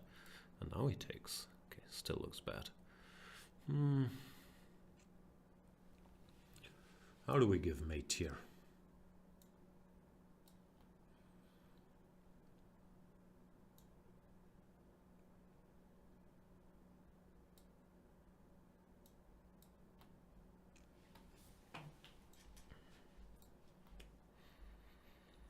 Oh, we're down to seconds again. Every game is going to the wire.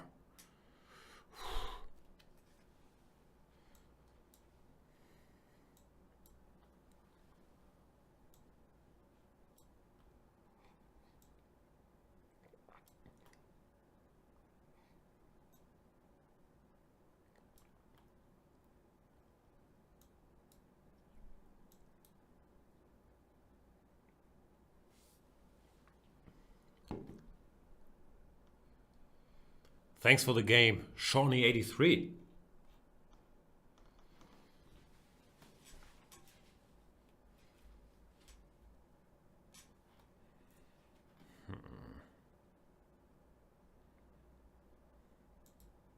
By the way, do I have a full screen view? Yeah, I do. Beautiful.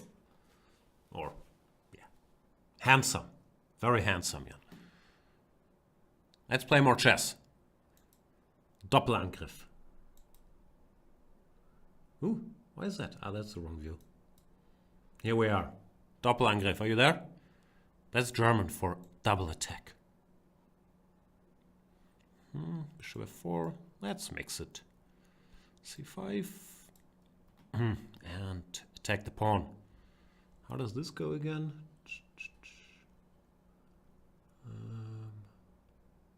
Can you go a6 here? I don't want to take on b2.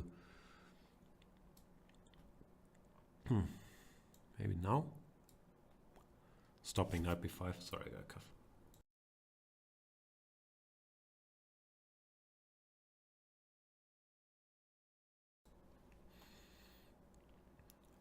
Here we are. a6, he plays rook b1, covering the pawn. Now I'll go d5, I guess, now that I've stopped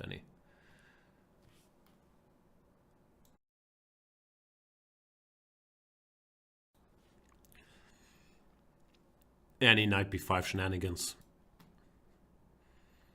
How bad can it be?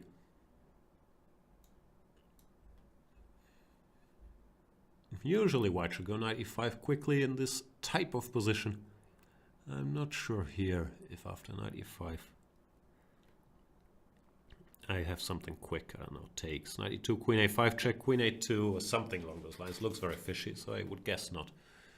But could be. Knight a4. I should give a check. It's actually not so bad. Yeah, I thought this was silly with the knight here. I can go b4, queens, and knight to c5. Might be a very decent idea. Now I have nothing direct. Bishop f3, bishop f5. Nope, don't see it.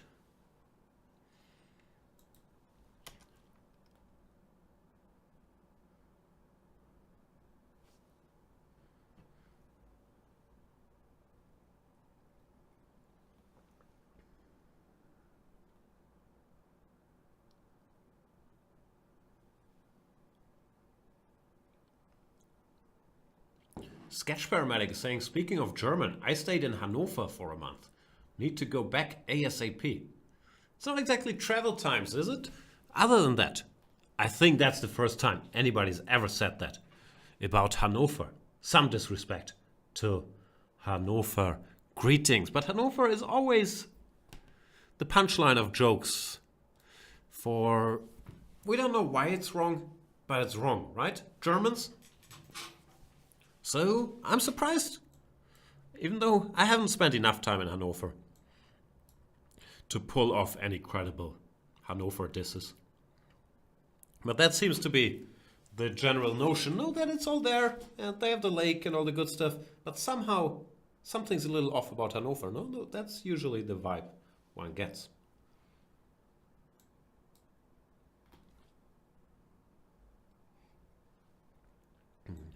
Should speed up a little bit. I have not exactly been killing it on the clock, but I've been killing it on the rook taking front.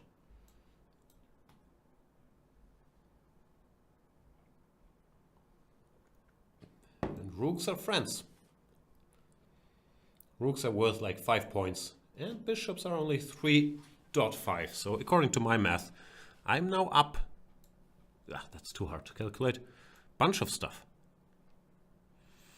I think I'm up like around 2 bowls. Cones.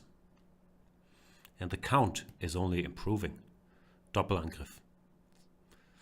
This is gonna end badly for you. See? It's just getting worse and worse.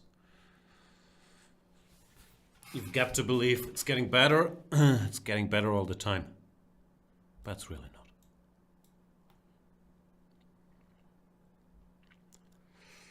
not. He's thinking, how can I give queen b8 checkmate without Jan noticing? The question is, you're not going to be able to do it. The answer is.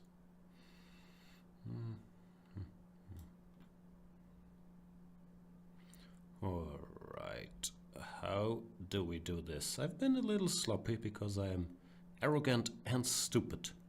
But these are well-known weaknesses that I've been dealing with for a long time. Therefore, nothing to get unduly worried about.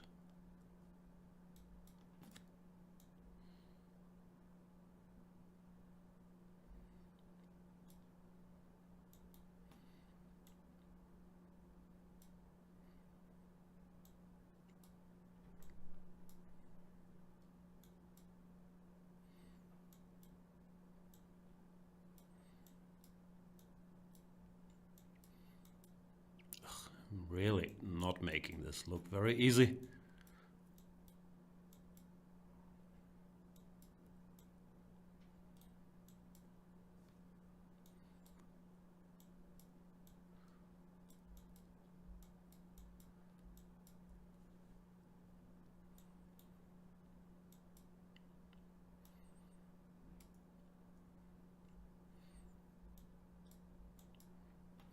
Ugh, I lost even? Wow, so slow, so stupid, so arrogant. Good game, Doppelangriff. Oh boy. What was the German city they claimed that didn't exist? That was Bielefeld. But we have sort of given up on that narrative.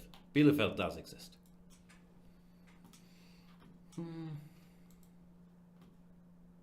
Neural Net is saying nobody ever goes to Hannover, so we wouldn't know. That's fair. And I'm playing against Katja Demjanova, who goes 1g4. Excellent choice. How does this go? You can actually take, right? There is this one trap, but if I manage to not fall for it, I think I have a good position. Like, if you go, how did this go? I can't remember. Who can remember anything? Let's get some pieces out. How bad can it be?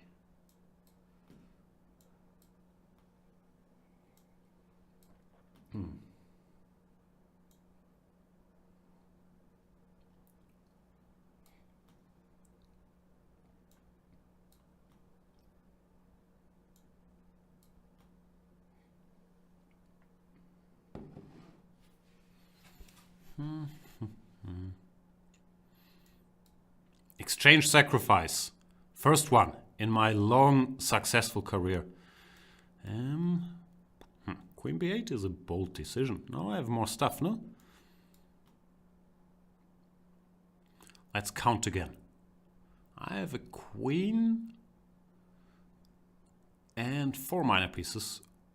She has 2 rooks and only 3 minor pieces. So that's pretty significant advantage for me. Even though after this last game, you know, I should not be too sure about myself, no matter what happens.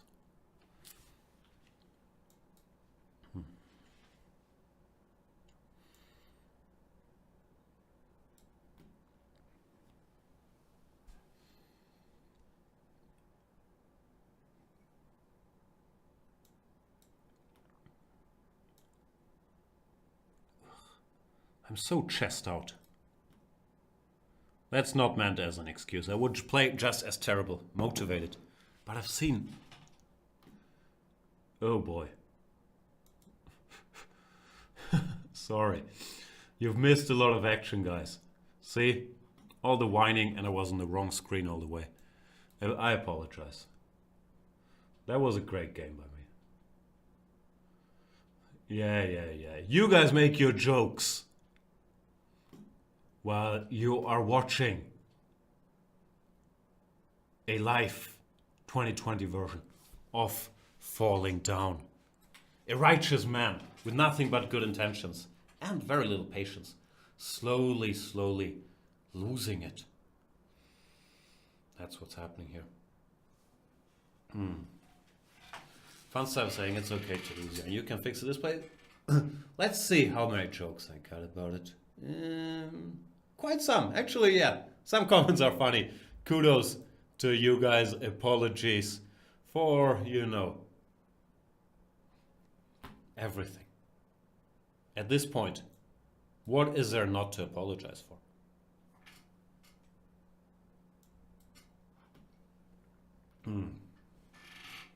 Funster is saying, I'm moving houses today in the middle of the pandemic. Yeah.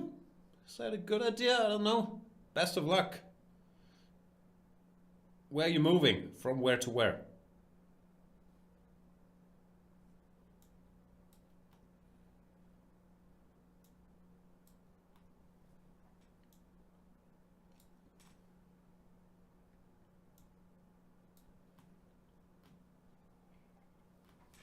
So you guys missed all my expert commentary on 1g4 and me taking all these pieces. It was an action-packed game. And I know that you were really wishing that you would have caught this live. But you weren't able to do it. Can you see my expert recapturing on b8, for example?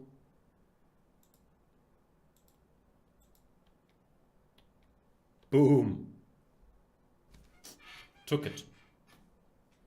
Alright, let's play more. I should probably not risk leaving the screen ever again. Let me play random avatar. You don't even have an avatar. Seriously, with that username, just choose a random avatar? Is that asking for too much? Fun stuff is saying, landlords have all the fun. Yeah, I hear ya. So from where to where? Fun stuff. East London to East London. So not that bad. Okay, that sounds... I don't know. East London is probably pretty big. That sounds manageable. What do we know about East London? East 17, are they from East London? This is the so-called Nimzo Indian.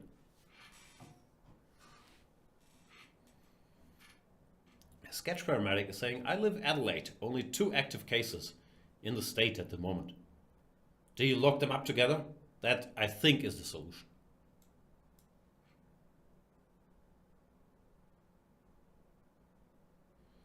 Tavi1648 is saying, Jan, why don't you invite a friend to speak with you while you're playing? It's not a bad idea. It's partly my lack of friends that makes this tough. Also, you know, in general, Banter Blitz, the idea is, it doesn't work with me because I'm so washed up. But in general, the idea is that you hear a Grandmaster sharing his thoughts, apologies, and some other, you know, expressions, let's call it, about the game he's currently playing. Therefore, I'm not sure you always need a friend, even if you had a friend, to do this. But yeah, in general, of course, the format of having 2 people talk to each other, I think is a good format. And that's what we've been doing in this commentary gig that we've been doing all these days, where the last couple of days was mainly me and the great Peter Svidler, with the occasional appearance by the world champion Magnus Carlsen, some other characters. Still an open question, to me at least, how many people you want in these commentary things. In the Magnus Carlsen Invitational, we often had like 4 people on the call, which, yeah, makes it pretty crowded, but it's fun to hear the thoughts of Peter and Alexander Grishuk. And I do like having Lawrence around. I think he brings out the funny in people. I think he's good for the balance. I am aware that not everybody feels that way, but I thought he was good for the dynamic in the Magnus Invitational as well. And of course, I'm there for my boyish good looks and for clicking squares on the chessboard. Therefore, yeah, it's hard to say. I'm still not sure. My current take, but that could change any day, is that 3 on the same call is the sweet spot. 1 host, 1 clown, 1 super GM. But let me know, what do you think? I'm actually genuinely interested. Obviously, I'll ignore it anyway, but I am pondering these questions. Bahubali is asking what format you like, MCI or Nations Cup. There, of course, I'm biased because the MCI happened on the website that I work for, Chess24, and the Nations Cup happened on chess.com, so I was much more involved with the MCI. And yeah, I thought the MCI was fun to cover, so I like that format better, but to each their own. I think we're just lucky that we're having plenty of exciting chess formats across the sites, across the spectrum in these difficult times. DorXN is saying clown equals Magnus, super GM equals Jan. Yeah, that's the thing. Like, I like being the clown. Magnus also likes being the clown.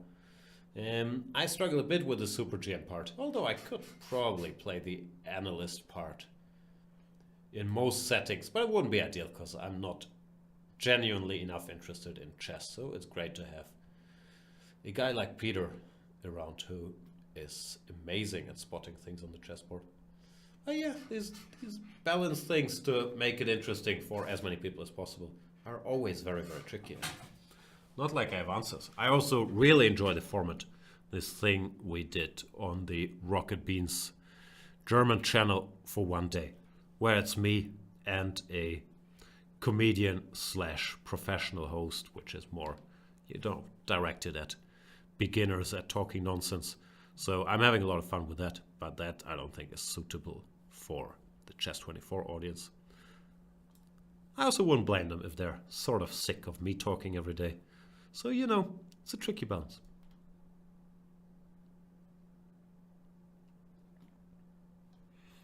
I took a knight here from random avatar, and he resigns, which is correct, but mainly random avatar. Get yourself a random avatar, or I will forcefully have your username changed.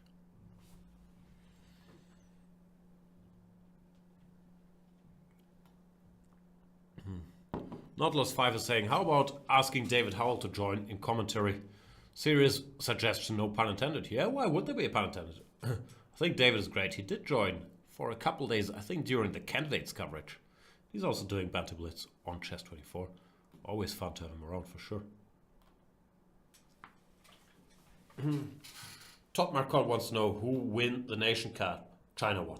2-2 in the finals. They got draw odds. They made it.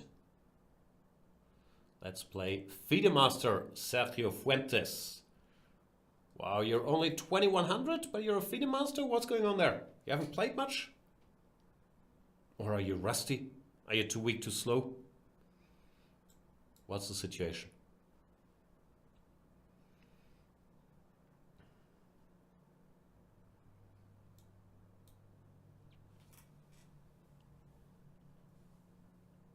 I think the only way to do this is the exchange slot. There's a bunch of questions. Is the Nations Cup finished? Yep. China won. It was a one match. They had draws, so they made 2-2 and therefore won the competition. Congrats to them. What you're currently seeing is a little show called Banter Blitz with Jan Gustafsson. I'm Jan Gustafsson. I'm not a super grandmaster, but I'm actually a fairly decent grandmaster. My FIDE rating is 2643, which I think puts me in the best, like 8% of grandmasters maybe. But I haven't been very active as a chess player the last 10 years. Mainly, you know, sitting around here doing commentary and other nonsense. Which I do enjoy, even though I'm currently a little talked out because of the non-stop coverage we did for the MCI. And now the FIDEchess.com Online Nations Cup.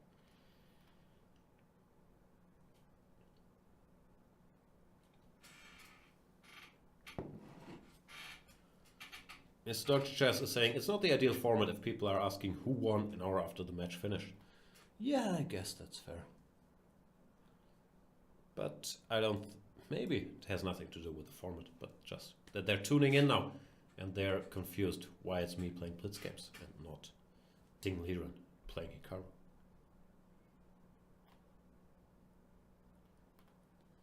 Peace for Patsa is saying 2643, top 100. No, I carefully keep my distance to the top 100. You know, you don't want too much exposure. It's usually around like 130, 40, somewhere there. 20, I don't know.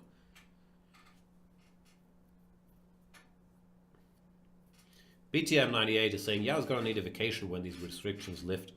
Yeah, no, I'm very fine with, and actually thankful, as much as cynical me can be thankful about having stuff to do during these restrictions. But yeah, it's been, I haven't had much time to, you know, do nothing.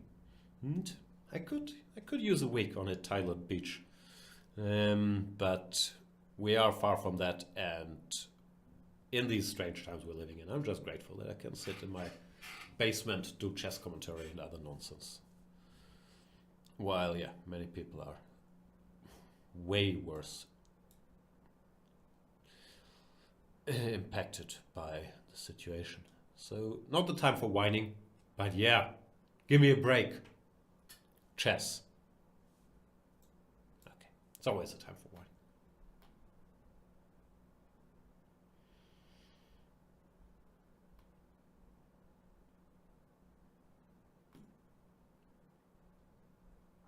Also, am I in the wrong Chess24 chat? I guess I'm in the Online Nations chat. Is there a different one for this Banter Blitz? I should probably know because it's my show. But as usual, I don't, because I've been reading the one from the Online Nations Cup. Let me try to find out if there's a different one somewhere. Well, I don't want to lose on time though. Ugh. Sergio. 92, terrible move, allows e5.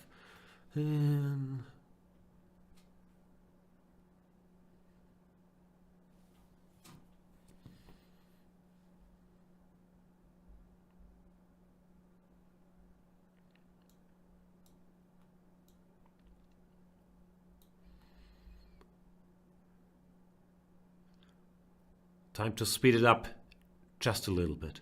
White is still better because, you know, more active pieces. It's your typical exchange Slav is not much, but it's somewhat more pleasant to be white in these positions. Black should have gone e5. That point I was specifying bishop b4.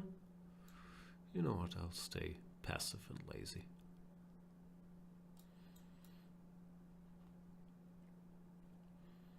That's another terrible move. But at this point, who's keeping track?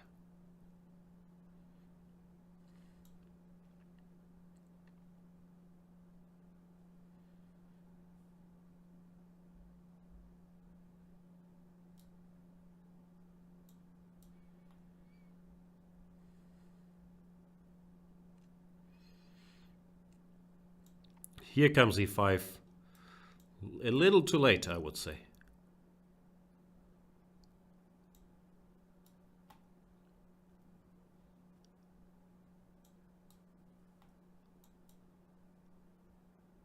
And Sergio Cifuentes resigns. Thanks for the game.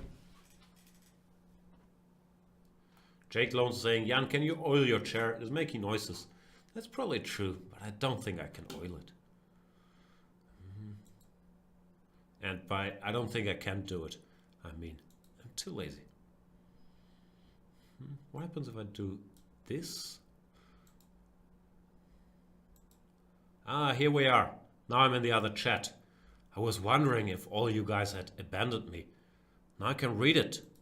Yeah, now I'm in the Chess24 Bantamblitz chat because I was still in the other feed where the show was also shown. So here we are. Apologies for the usual stuff, not having the board on screen for 10 minutes. All these things. But now, let me know what you really think. While I'm playing against Jupp Fiedemaster from Spain. So maybe it's Jupp. What's up, nerd boys? Now let's get started. Andre XWE1312. What is this? Are you a son of Elon Musk? What's with the name? XWE1312? Very confusing. Monkey Play saying, was he reading Twitch? No, I have Twitch open, but I was reading the other feed on Chess24 where the show was continuing, the Online Nations Cup thingy, where there were people. But now we're all together in what I like to call the good place. I'm playing a crappy line of the Caro-Kann here. Which, you know, I have a lot of experience playing these lines in Bullet. They're not very good, but in Bullet I like these structures. You know, just put the bishop out of the pawn chain and then hope for the best. It served me well, and in well, I mean, made me a mediocre Bullet player for many a year. So here we go. How bad can this be, actually? Yup. But yeah, it's a don't try this at home situation. Also, you have to a6. If white plays c3, I don't know what move to make. So the only idea is really that he goes knight f3 and I go bishop g4. Bishop e3. Let's go here, see what happens.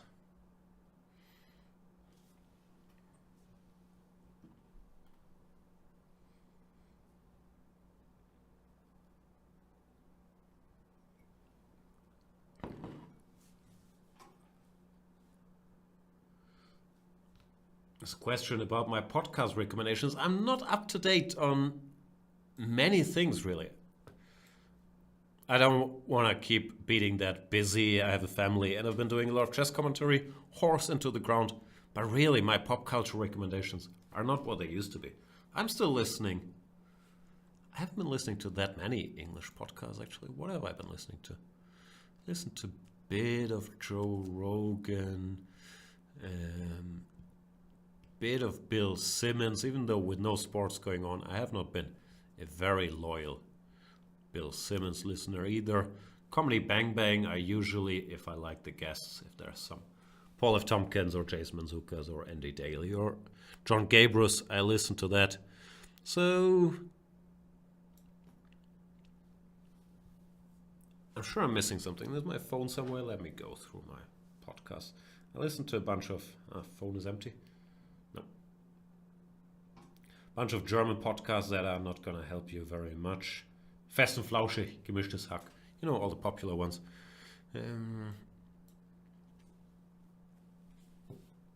Mediatek. Blank Check with Griffin and David. The Daily. The Jump. The Big Picture. How did this get made? The Watch.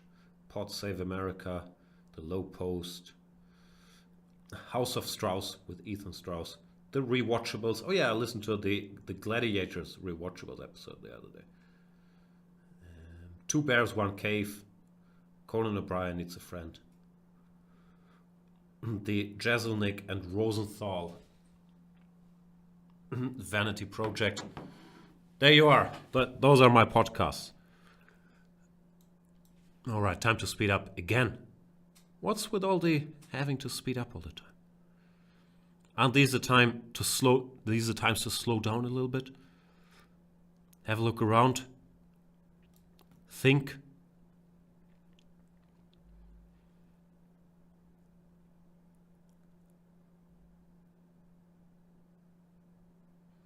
What am I doing to my poor bishop? That's another question for another day. Please don't checkmate me. Yeah, he wants to checkmate me. I don't really want that to happen.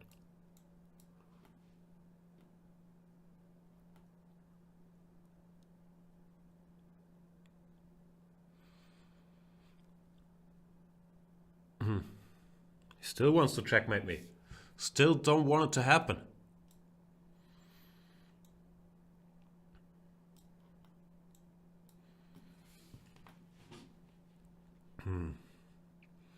I want to flagmate you.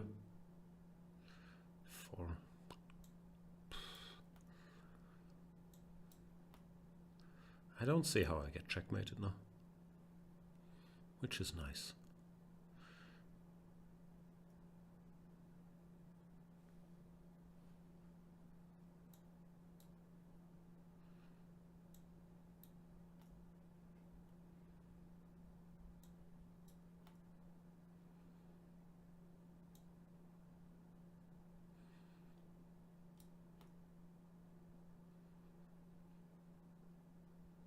Not a lot of threats, are there, Jupp?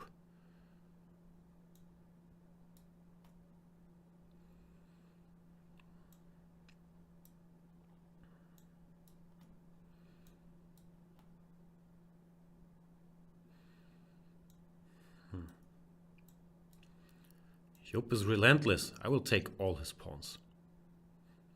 That's my approach to chess. Take all the pawns until they lose on time. Thanks for the game, Jupp. So what are we talking about? Monkey Play 27 is saying, love your exchange sack in your Italian line on Chessable, but I keep losing every time they go out of your prep. Okay, but sounds like that's on you, not on me. No, if the prep is good. But I'm sorry to hear that anyway, Monkey Play 27.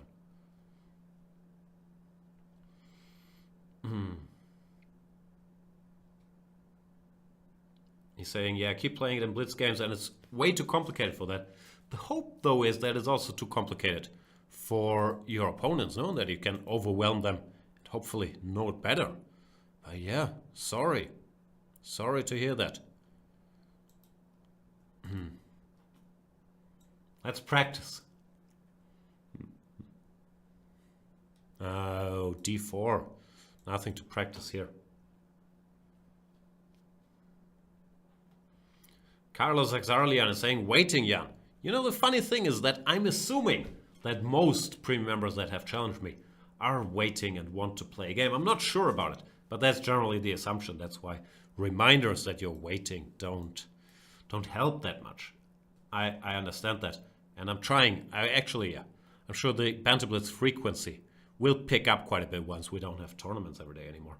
I'm trying to play everybody, but I'm sure you understand that.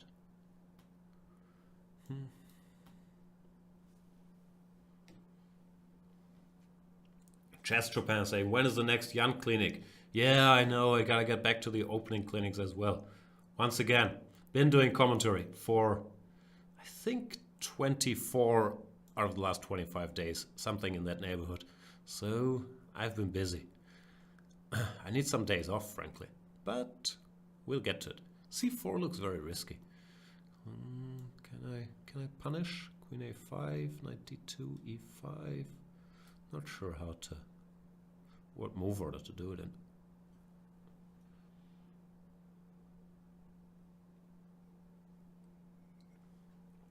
And Jake Lone saying, maybe Jan closes chat window again. No, I have a lot of windows open. Not literally, because I'm in the basement and there are no windows. But you know, computer screen wise.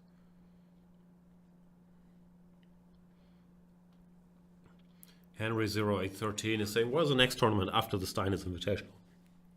Jan, I don't think there's anything public yet, but there's been mumblings that there might be more stuff happening. I'm not at liberty to talk about anything because I don't think anything's been finalized, but it sounded to me like the show would go on. Bishop D3, monkey play. This is not on the marshal. You gotta keep them queens. Mr. Dodgy is saying, don't waste your days off during the pandemic. Save them up. Tell me about it.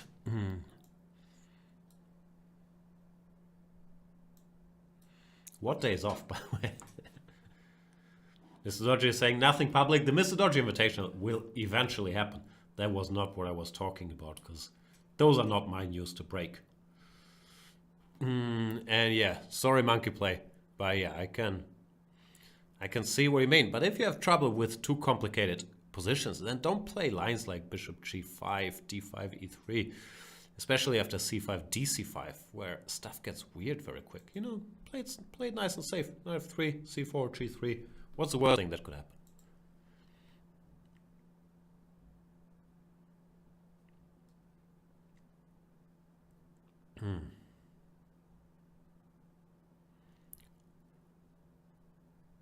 Let's play good old Andre.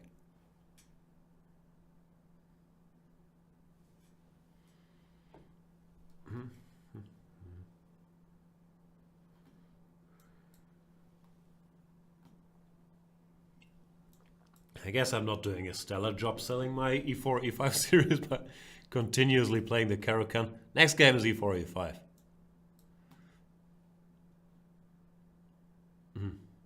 Henry0813 is saying, and also, can you make your Chessable series into a Chess24 ebook? No, that's a Chessable exclusive. Sorry, Henry. Chessable. Part of the group now, together with Play Magnus and all that good stuff. So when they joined, I did that series on Chessable. Go check it out over there and keep giving me these pretty horses.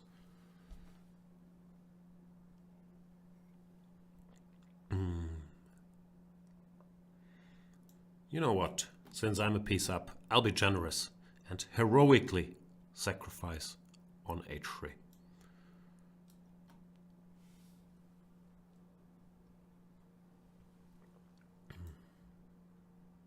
This would be a rook up situation. But there are more important things in life than rooks. That's what I've been told. Even though I did not believe it. But let's try to checkmate Andre, who's waited for so long. We don't want to keep him waiting much longer. Here we are. Thanks for the game, Andre XWE 1312.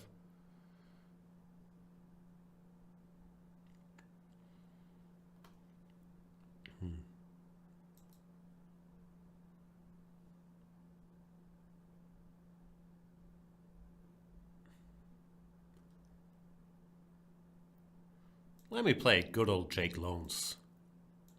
Even though, who's keeping the peace on Twitch if Jake Loans is busy here? Can he multitask? Can anybody multitask? I don't think it's a thing. Trompovsky. This is a line of my youth. Generally, I'm not a big E4 player in this position because I value bishops so much. And after H6, I have to give up my precious bishop, which will make me very unhappy. But here we are. Knight C3 is what they played in the old days, but I never liked that. C3. I like it a little better. I thought d5 was a decent move here. c5 I'm sure you can also do. Not sure what I'm supposed to do. d5 maybe? Strange position. Because positionally I don't really want to put my pawns on light squares, but I also get a bit of a grip on some squares here. I can put my knight on c4. So I'm not sure. It's a strange position. Jake Lone's doing very sensible things for sure. Yeah, I don't have any particular ideas. Guess we just get our pieces out. Black looks fine to me, frankly.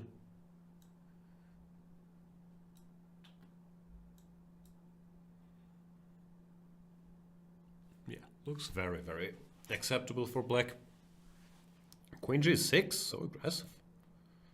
Wants to checkmate me with bishop h3. That's not gonna happen.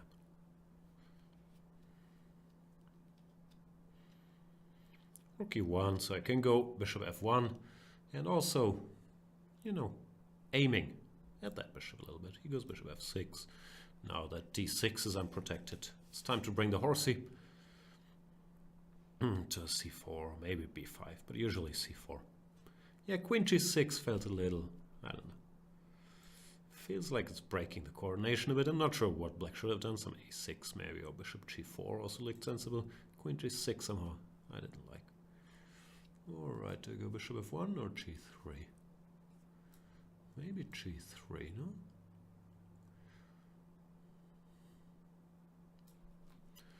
Not sure which one.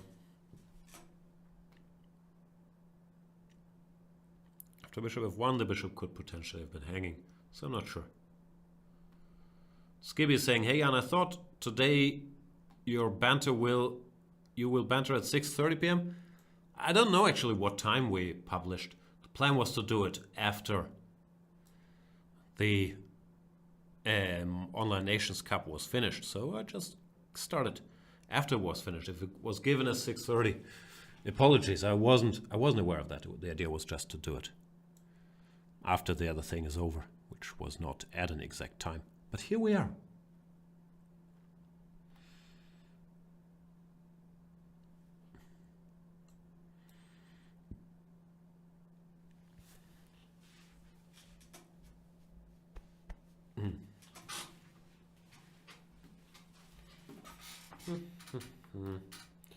Now, how do I make progress? Can I go here?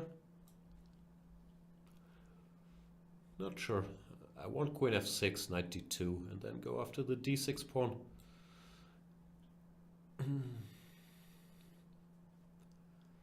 We shall see.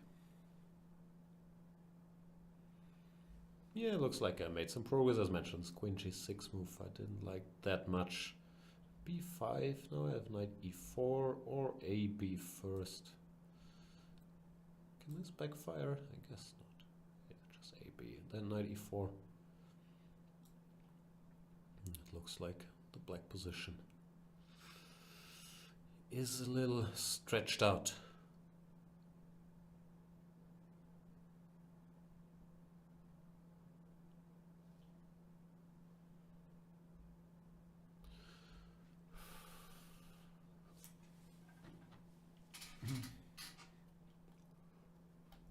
D-Claude is saying scheduled for 50 minutes from now. Ah, then I better keep going. Yeah, I'm not gonna play all night. I don't know when we started, but I'll certainly play some more games. Queen f5, I guess I should take here to hope. Oh no, queen. My plan was actually take here, queen d5, knight b6, followed by bishop h7. But there's a little detail of queen g2 checkmate along the way, which I should probably try to not make happen. Sorry, I don't speak English. Now I'm confused. I'll still take, I guess.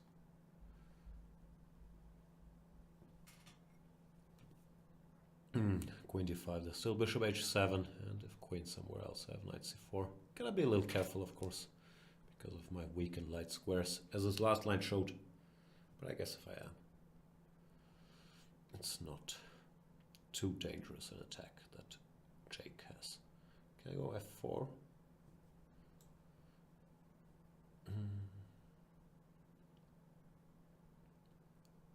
Trying to be artsy here. That usually backfires. But then, you know, let's see how it backfires. We'll all learn something.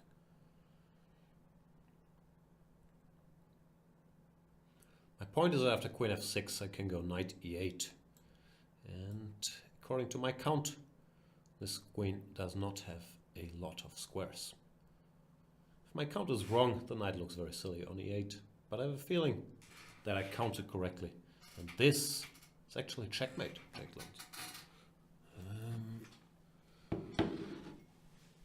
So, thanks for the game. That was a strange one. But I like this 98, so I'm pleased. Let's play more.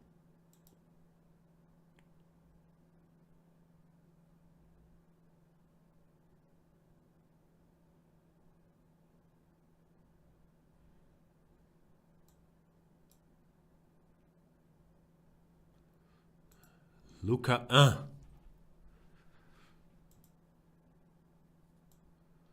So your name is Luca?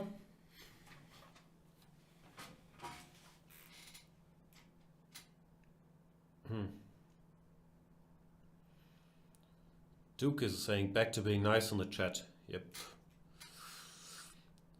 The Jake Loans holiday is over. Luca is not there.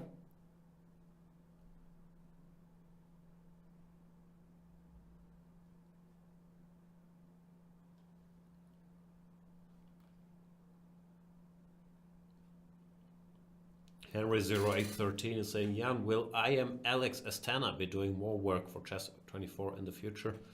I have no idea. Has he been doing stuff for coaches maybe? I do not know. Not familiar with Alex. I'll check it out. He did some coaches things, yeah? Like, obviously I know the name, but I do not know what he looks like. What does Alex Astana look like? We want to know. Luca is not there. Yep, I'm reading. Our boy Anish is playing Dutch Final Bullet tonight. Okay.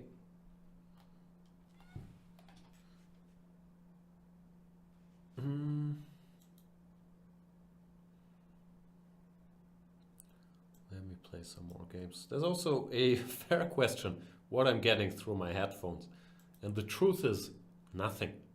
I got so used to wearing them because I was always on the call with our boy Peter that they just got stuck. But you're not wrong. And I could, you know, do this and would change nothing. Except that I hear much more of the sound of my own voice, which is actually very annoying. Who knew my voice was so annoying? Probably you guys knew. Maybe. This is another sad but true thing, that many a time I am not sure if I'm wearing my, whatever these are called, AirPods, earbuds, whatever, or not. And I have to check my ears if they're in there. And usually they're in there, which I guess is somewhat, it's probably kind of normal spirit of the times, but I'm spending a disturbing amount of time being talked to even when I'm quote-unquote working or hanging out with the family, which is probably not great. But yeah, my phone and headphones addiction is very, very real. I'm not sure, maybe I just, you know, have to read up on how to cure addiction, force myself not to wear them, because it really happens quite often. First of all, I panic if I can't find my phone and the little box and start searching the house erratically. Like in the old smoking days would have been with cigarettes. I think it's the same levels of addiction that we have for our phone and our headphones, or that I have. Shouldn't generalize. Playing against Edward Anderson here, who so far has done nothing wrong, like d6 is maybe a little passive, usually people take, but he's made sensible moves, and I've decided not to be too rough, not to go DE here. But first, you know, let's both try to develop some pieces. He's throwing the gauntlet with a6, however. That forces me into action. Had you gone bishop e7, I would have kept developing as well. But now, I feel like I have to do this.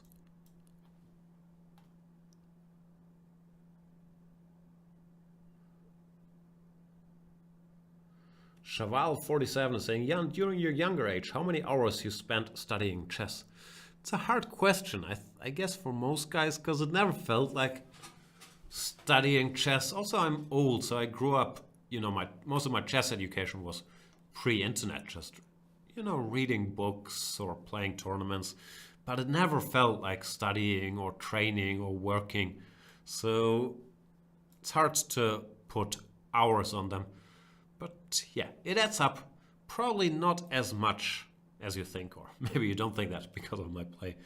You know, I went to school, and when I was younger, I even had friends and doing normal activities. Then, after I finished school, I had this 1 year in the German army, which sounds very scary, but mainly you do some basic training, and after that I was in some sports unit, chess sports, insert joke here, where I could focus on chess. And that year I studied a lot and improved a lot from, like, I don't know what my level going in was, 2400 to 2550 or 2570.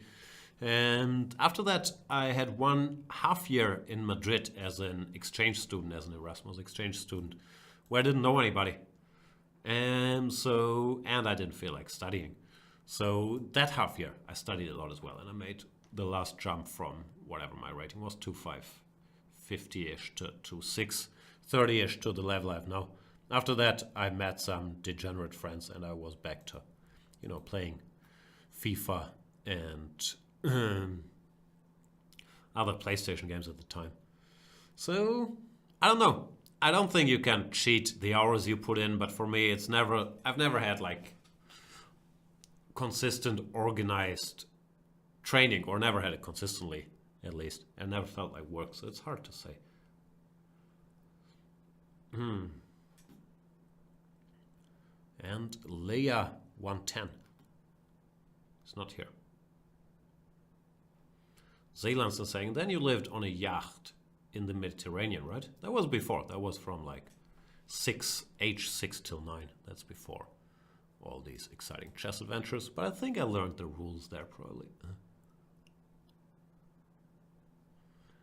Here we go against Leah. I'm so sick of this bishop going to f4, but it's legal. It's not a bad system, as I've had to learn over the years. Even though this particular branch of it is not very inspiring for white, you should really go knight bd2 here. That's a much trickier move than going for this endgame where black is instantly fine.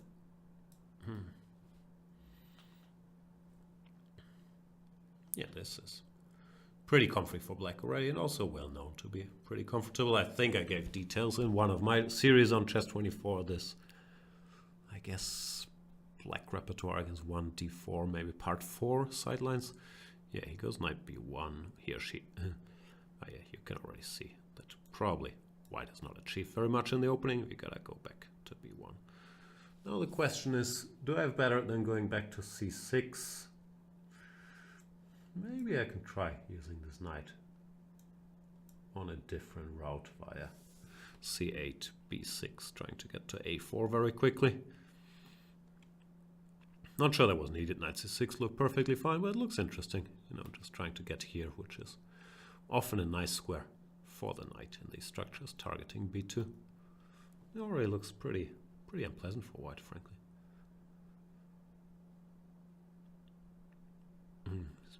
Rook a1, intending to go knight a4, rook a2. But how happy are you about this layer? Still gotta punish it. Not obvious to me how yet, but it feels doable. Knight e4.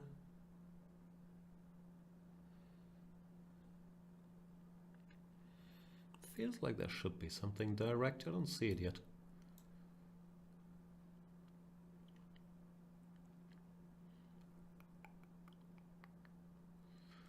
c2, I could go intending bishop b3. It doesn't do that much either. Nah, I don't see it, so I'll just make some random useful moves and then think later.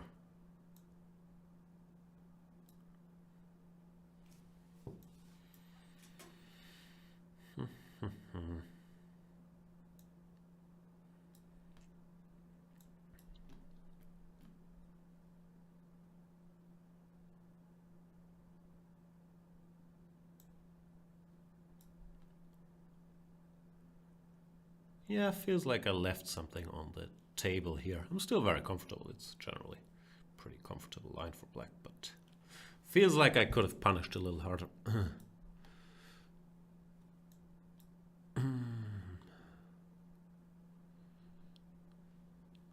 After bishop a4, the question is bishop f1 better or just ba, which is also nice for me, but I see no real reason not to take the exchange, so I will.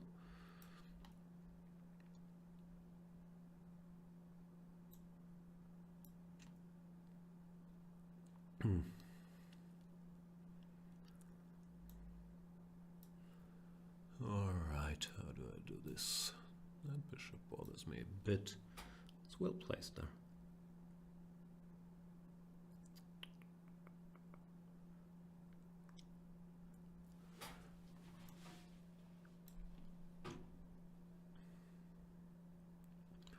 Threatening b5 and bishop b6. I win a tempo with rook a6. That was my reasoning, at least. Took me a while though, so I should start speeding up a little.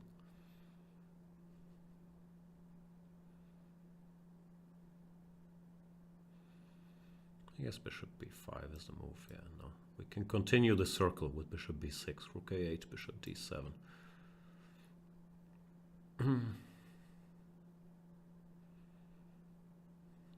Circle of life. I'll keep that bishop.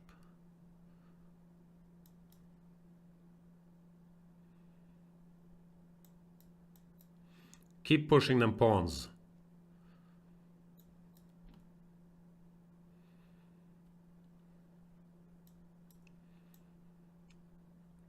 Ugh, b6 was horrible.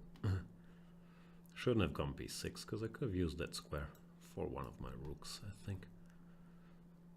Okay, time is limited, blah blah blah, so might as well speed up a bit.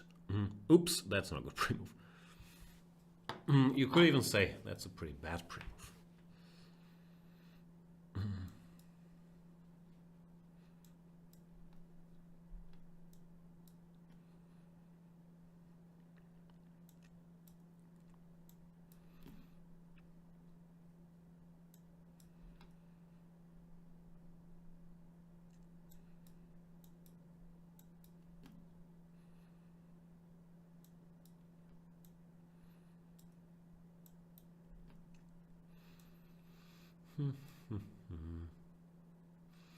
Rook b1 wasn't ideal either, I will admit, but at this point the clock situation becomes a bit of a factor, so it's hard to pay too close attention. Thanks for the game, Leia110. Oof, tough fight. What am I missing in the chat? Can't hear anything? Sorry.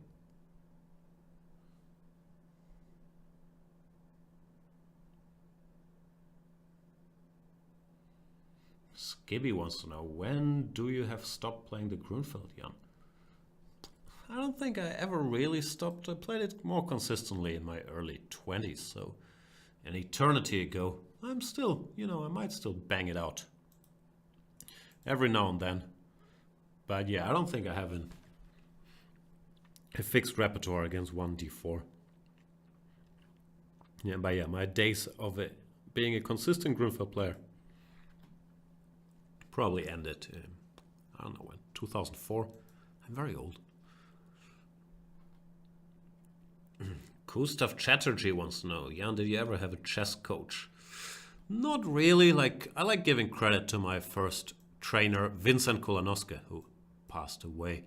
And when I arrived in the Hamburg Chess Club at age like 11 or something, even though he was never really my trainer, it was a group thing, and he inspired the kids to come to the chess club on Fridays and, you know, hang out and do some lessons. But yeah, I don't think he was that strong a player, probably like 1900. And as mentioned, I never got individual coaching there. So no, I don't think I ever really had a coach. I worked as strong. I was attending some lessons once in a while in Hamburg in the chess club. But no, I don't think so. I'm wondering if that's unfair, if I'm missing out somebody. But no, mainly after I was a decent player already, I started working with Peter Heine, who helped me a lot over all these years. I learned a lot from him. But that's already when I was a Grandmaster, or at the very least, Grandmaster level. So no, I don't think I ever had a coach, steady coach for sure. As you can see.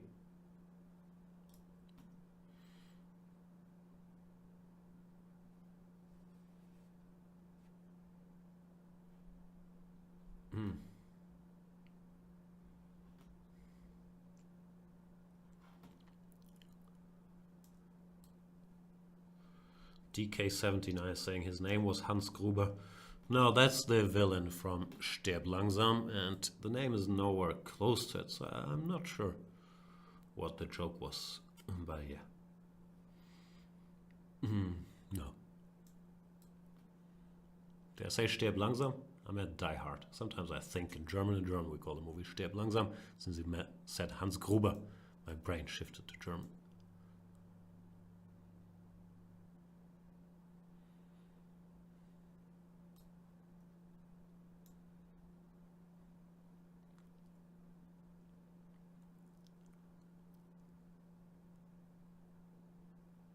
Tarantino saying, Jan, can you comment on Lev Gutmann playing g5 against you in 2003? Was it a finger slip or... I have zero recollection of that. When did I play Lev Gutmann? I can't recall that at all. What tournament is that? 2003. Can't recall. I think I might have lost to Lev Gutmann, but that's earlier. Probably in the 90s or maybe 2000. I think in the 90s in Bad Wörishofen, maybe 97, somewhere there. 2003 I can't recall at all, but 2003 I'd like to think I must have been favorite against Lev Gutmann, no? But sorry, I'm not sure. I recall that game. February 22, 2003, he played g5 on move 2 and you beat him with white. Some online tournament or what is that? I don't know what we're talking about. I can't recall that at all. Must be some online event, yeah. Otherwise it doesn't make a lot of sense. Yeah, I don't know. Sounds like a mouse slip. My recollection of my online games 17 years ago. Sometimes a little hazy. F4. Am I getting checkmated here by pass? Don't checkmate me, pass. Looks a bit scary, actually.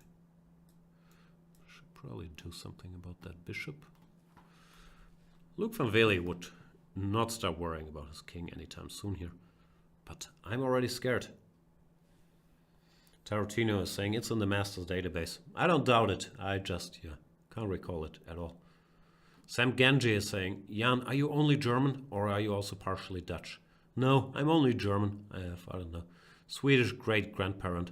So I guess I'm technically, I can't do math. 1/8 Swedish? 1/16? No, must be 1/8, no? Yeah, 1/8, I think.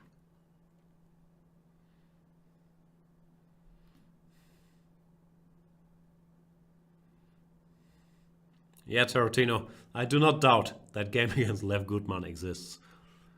(92).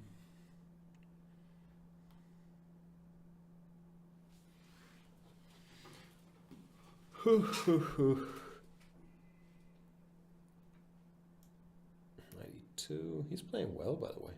Should I go e5? Why not?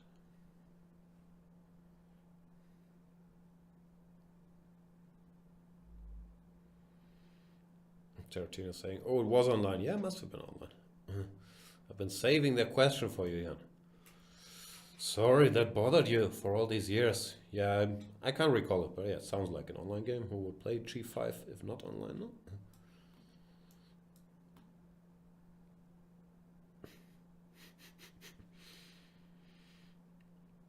Skibby saying, Jan, you look a bit tired. Yeah, I don't want to complain, but I am a bit tired. Not real life tired, but of just talking about chess, which I enjoy. And once again, in these days, I'm less cynical than usual about my job. Because let's face it, sitting here talking about chess is my job, whether you consider it a job or not. These days I'm very grateful I can do that. But yeah, I've talked a lot the last 25 days, so I'm a little talked out, more than tired, really. And also, I do have a family and a life and a little kid running around the house here that is not in kindergarten because of COVID-19, so there is stuff happening outside of the basement. I'm told. I haven't left it in days. But no, I'm good. I'm good. G4? That's what in the business we call overzealous. Wants to get to F7. But it's weakening squares. My positional spider sense does not like the move G4.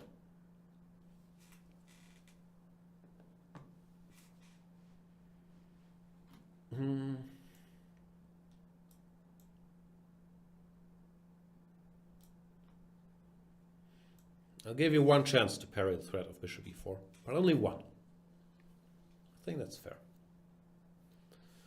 You only get one shot, one opportunity.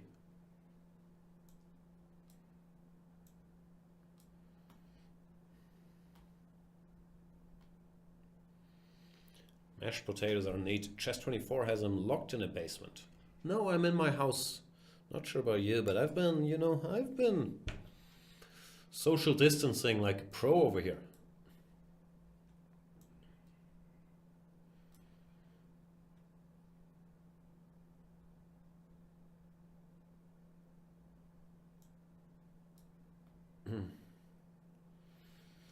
Knees weak, arms are heavy indeed.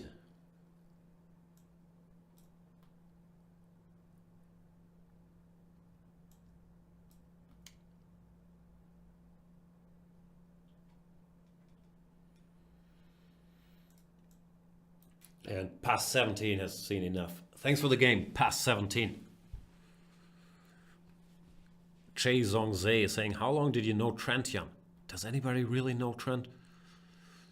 I don't know, not that long. Or, well, it's been a while now. He started working with us and with me on Chess 24. When was that, like 2013-ish? 2013, 2014. Then he left for the greener Fabi Pastures. So yeah, I've spent quite some time sitting next to him. But we don't talk much. Off the air. I enjoy talking to him on the air. Off the air. Ugh. Kidding. Not kidding. Hang on, didn't I start another game? I tried. Maybe it didn't work.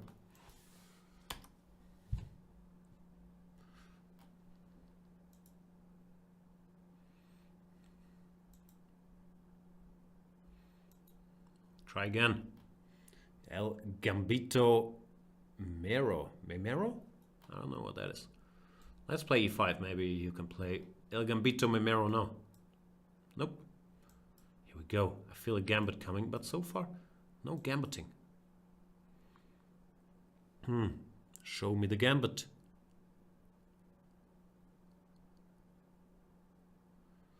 Cardinal Superblinds is saying, can you share why Fabi decided to replace him with a serious coach?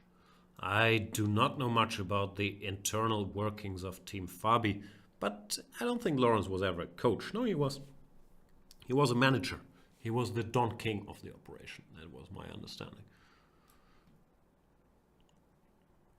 I went d5 here. I tried to play gambit, El Gambito Memero. You could have taken all these pawns. Ed bishop e7 tc. You refused to.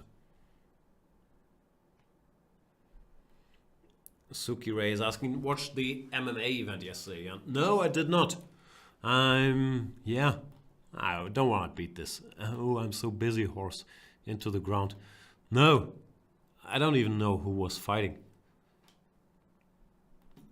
Is Conor McGregor back? Was that the big one? I'm not a big MMA student, I have to admit.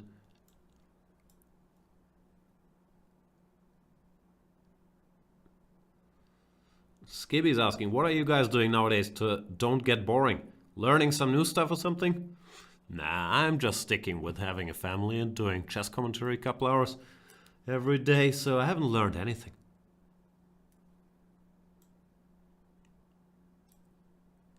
I'd like to learn... What would I like to learn? Japanese would be fun. What else? Mainly Japanese. I should be winning here, so no. Don't see it yet. Can I be nastier than bishop b4 check? It looks fine, but it's not that nasty. Queen h4. Queen h4 looks very, very random. And probably stupid. Don't know why I did that. I was trying to, provoke that move, but don't think that was an objectively very wise decision on my part. Cheech Songze is asking, when do you become a staff in Chess 24? Yeah, and I've been here for a long time, like 2012 maybe? I was working here before the website got published. So yeah, I think 2012 probably. Time goes by, huh?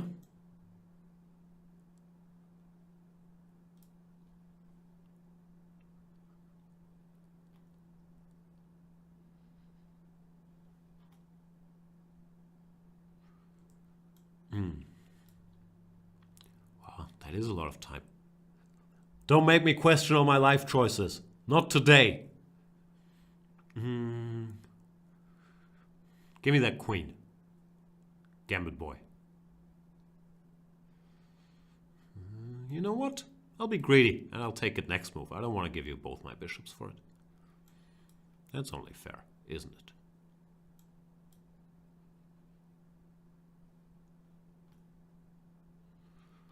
Harold van Heringen is saying, what do you think will be the next physical event again? Maybe Tata 2021?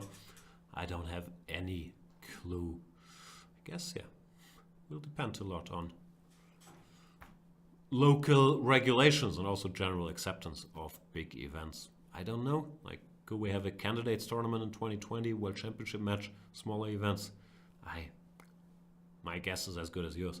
Tata is generally a giant event with 1,000 people there, no? Because they have all the amateur groups playing in the same hall. So I'm not sure if that's gonna happen. Or if they will go for a, I don't know, a version with only the pro tournaments, or I have no clue.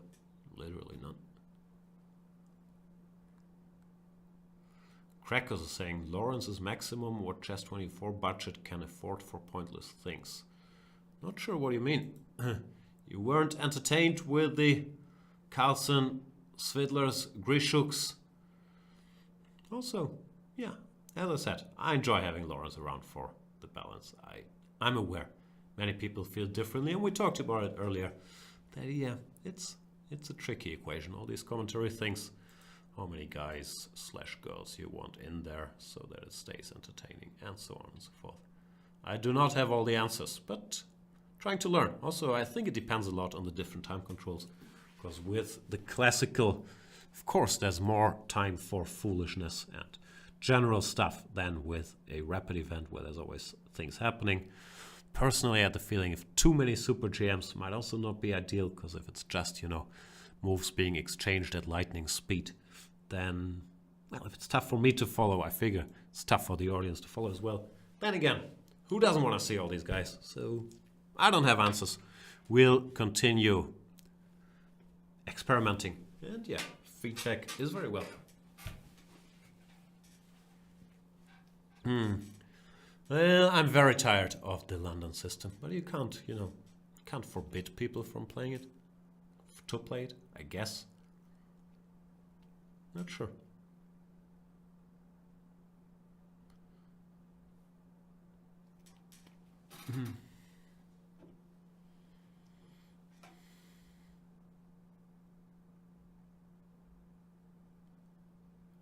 Skibby saying theory. Jan doesn't exist. He's just a C24 computer program.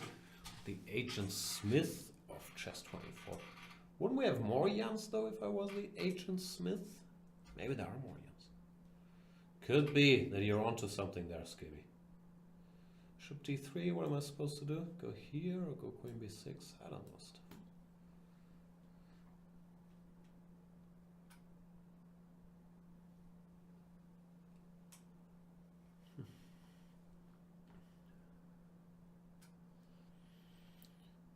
Man from Utrecht is saying Grishuk should be a fixture. Buy him a better mic. Yeah, it's usually not a cash situation, these things. But yeah, I love having Grishuk around. I'm not sure if he wants to be a fixture of commentary. I think he's still very much a player. He also has a lot of kits, but yeah, I think he's great. I think he's hilarious and obviously has incredible knowledge of chess. So always love to have Grishuk doing anything really.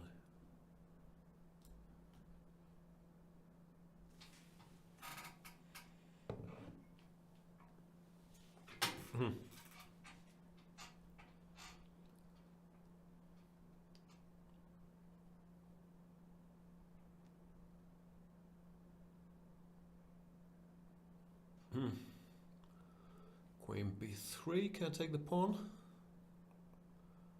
Looks like no. I am very greedy.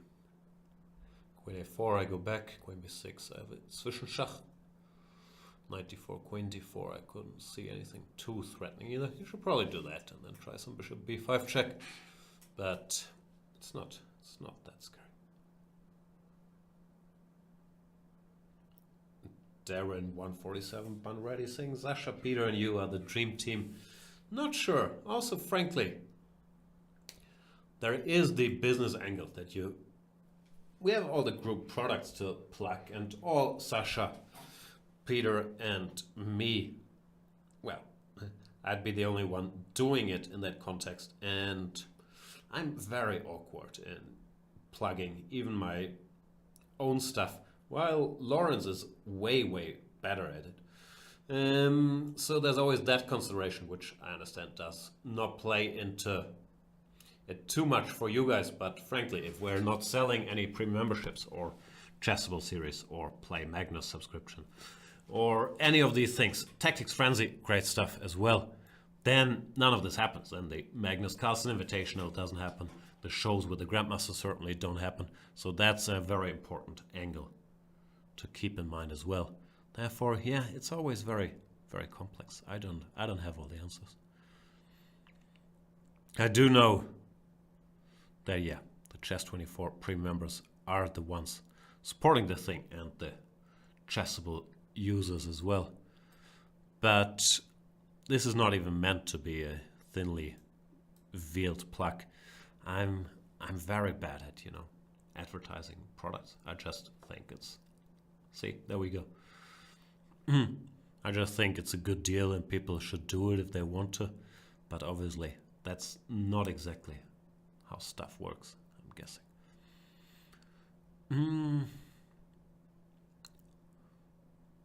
Alright, I'm being pinned here, which is also not exactly how stuff works.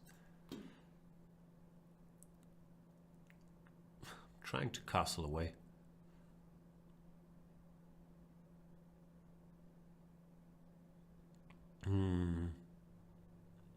Knight d4, castles, knight b5, queen a6 maybe. I don't know.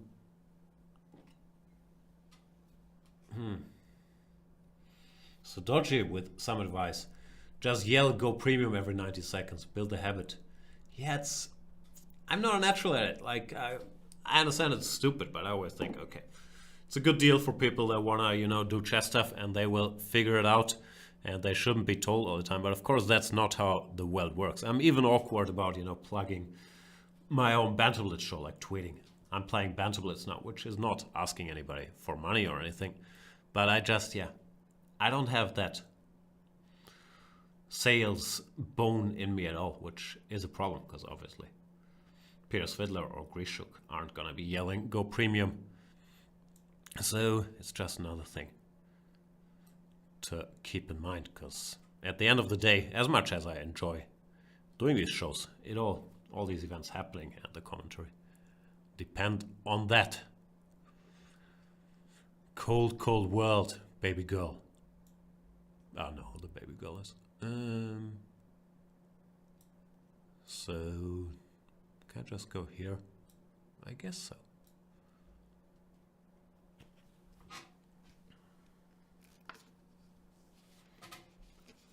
Marishi3 is saying, Jan's in a very serious mood today. Yes, sir, I'm just a little tired, so I'm not my usual goofy, affable.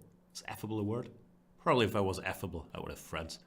And I'm not in that goofy a mood, but it's all good.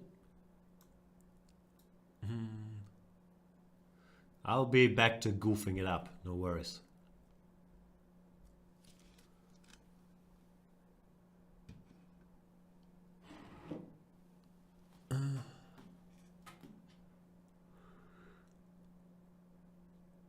Queen b6. Does that work? Just take, no?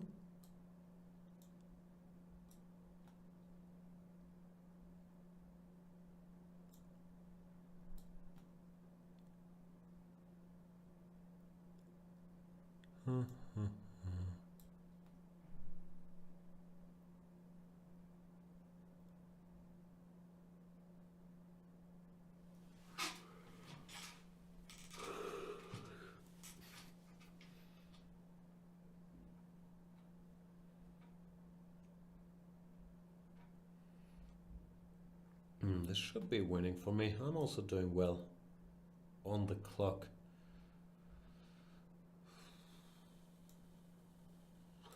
Go away.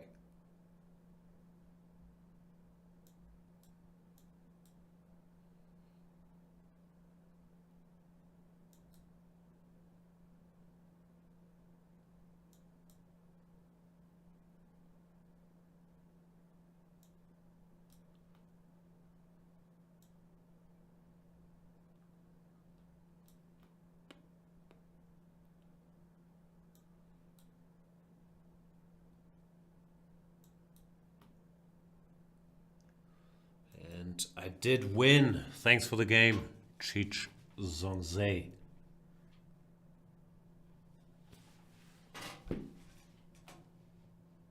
Who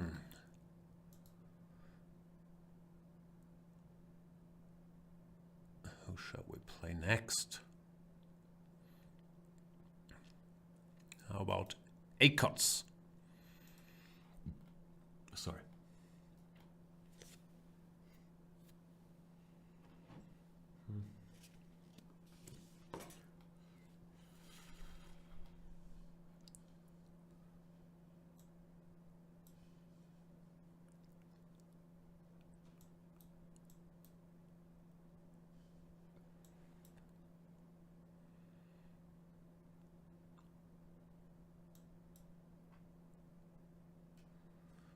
Takes on c6, that's not what people usually do, is it? Obviously knight c3, and then e5 or d6 is where all the fun starts. And this, yeah, how scary can it be? I'm wondering if after e5 I can go for some funky knight g4 move. Knight d7 looks more circumspect. He goes knight c3, can I go e5 or is that losing material? Ed, cd, bishop b5, bishop d7, no, looks fine. And Despenza is saying, hi Jan, how was it for you when you got the GM title? That was, yeah, didn't produce any emotions, frankly, because no, I'm not sure if this will sound arrogant or not, but the GM title was pretty much a given at that point because I was in IM with like 2570 for a long time. My goal was always to get to 2600, but the GM title was, yeah, it sort of happened along the way. And yeah, didn't make me feel any differently about anything. The goal was to get these 2600s, which I managed, but with hindsight, probably I should have set the goal a little higher because I did not improve much chess-wise after reaching that. But yeah, the GM title is not meant to sound arrogant, but I kind of knew that was happening eventually because I had been playing at this 2570 level for actually like 2 years, I think, before I got the title. So I was more annoyed with how long it took me than thinking, OMG, I reached this big goal. What do I do now?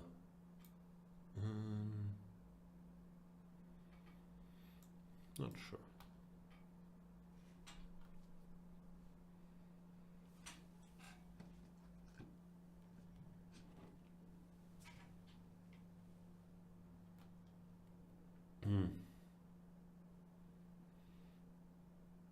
No, that would, yeah, I understand.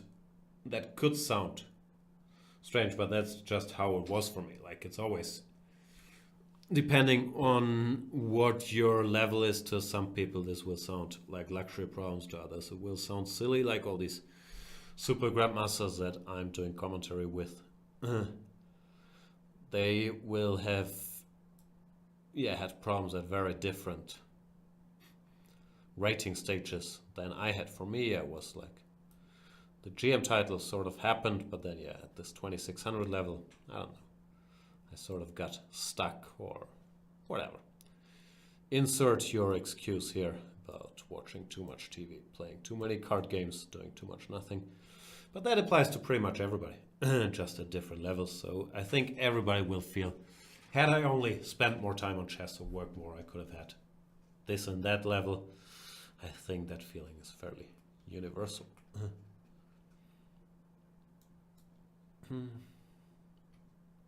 I don't like my position all that much here.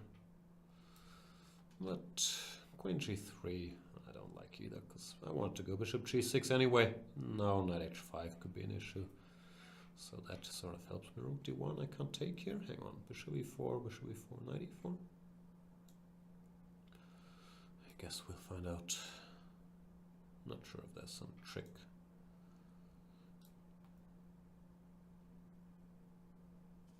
Maybe he can avoid losing a piece, but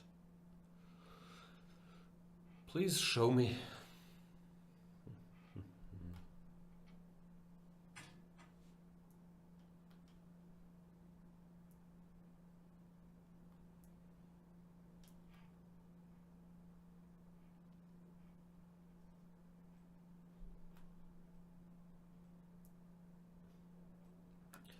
Man from Utrecht saying, if only Magnus had spent more time on chess, he would have been 2900. He must be kicking himself. Yeah, that's always the place that people go to when you make these arguments. But even Magnus, I'm pretty sure he goes through phases with, or I know he goes through phases where he's not happy with his chess level. And then, there are phases where he's happy too.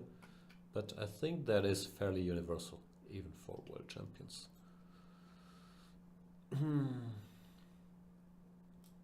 Does this work? Looks like it works, no?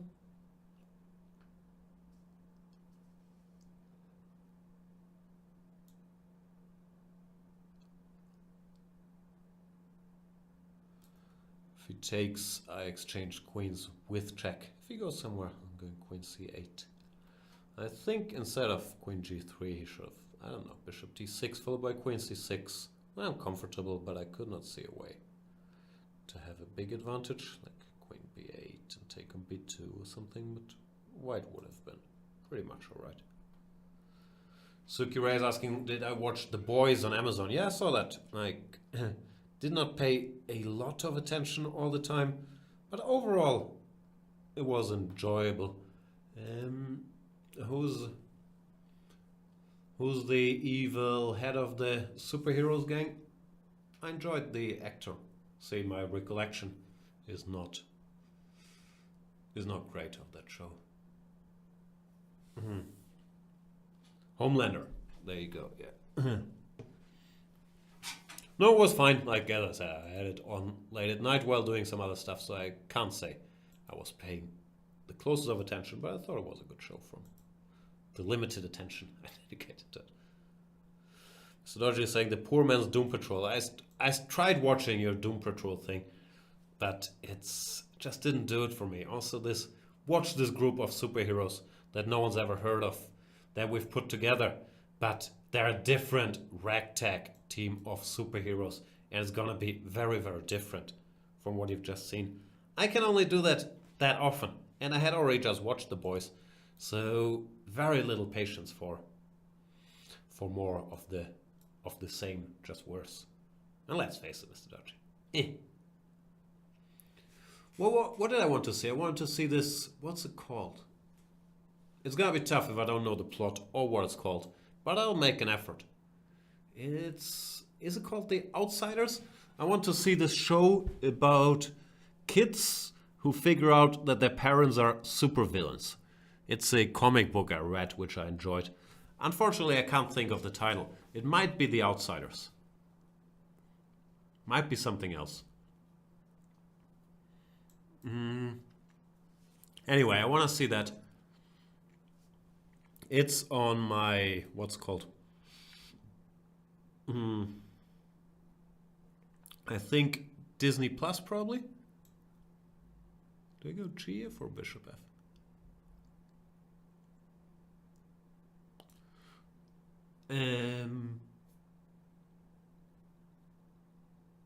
I'm being told I'm thinking of Newsies. No, I'm not. That's not called Newsies. That I'm pretty sure of. Isn't it called The Outsiders? It's teenagers who figure out their parents are supervillains. You know, it's like a, I think based on a true story.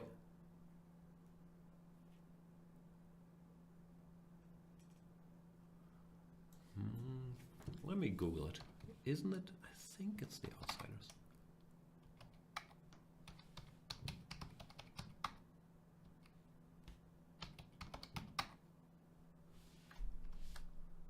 Oops. What did I do now? I pressed some button to switch things. Never happened before.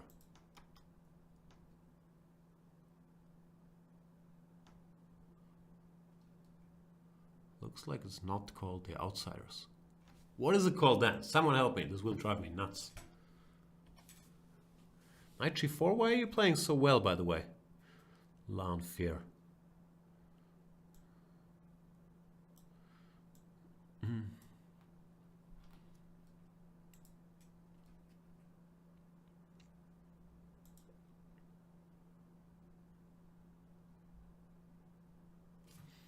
Just ask Siri. That's not a bad idea. Hey Siri. Hey Siri. Wie heißt die Fernsehsendung auf Disney Plus, bei der Teenager bemerken, dass ihre Eltern Superschurken sind?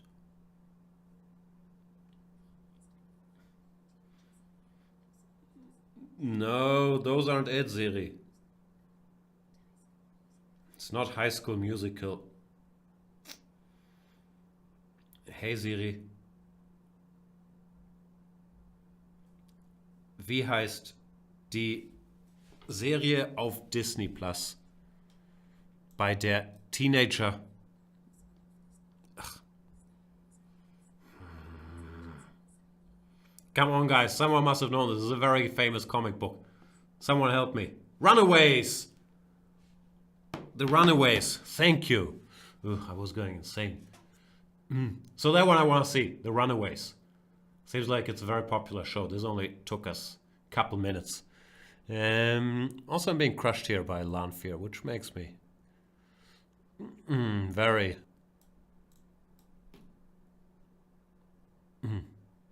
suspicious.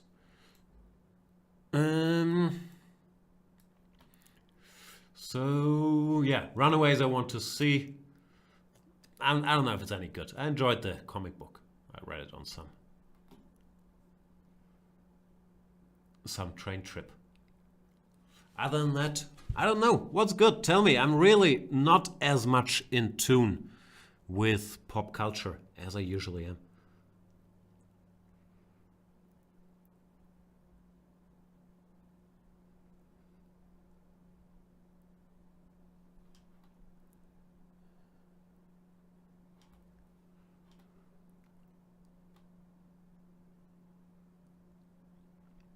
Mr. Dodge is saying, after discovering they are in disguise? Why would you discover you are in disguise? You probably know that, no? A group of teenagers band together to run away from their homes in order to atone for their actions and to discover the secrets of their origins. There you go. 87% Rotten Tomatoes. That's pretty good.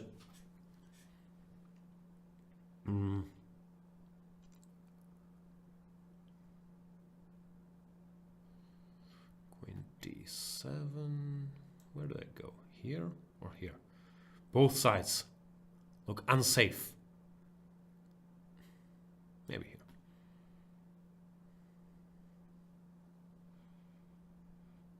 Suki Ray is saying, haven't been able to find anything good to watch. There you go. That's the problem, right? Giving Silicon Valley a try again. Yeah, I've seen Silicon Valley. I'm not sure. Have I seen the final season? Probably I have.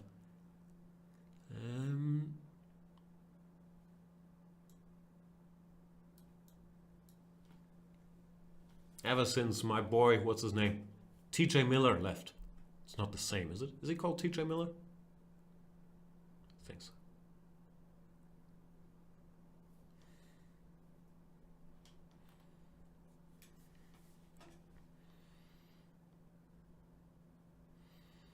Dodgy is saying 2020 peaked too early with Tiger King. It's all downhill now. There you go. I'm getting mated here? That'd be really downhill. Maybe not.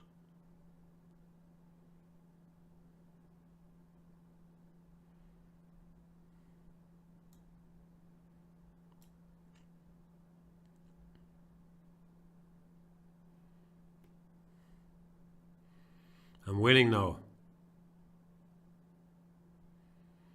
I apologize for my earlier suspicions. Those were completely unfounded.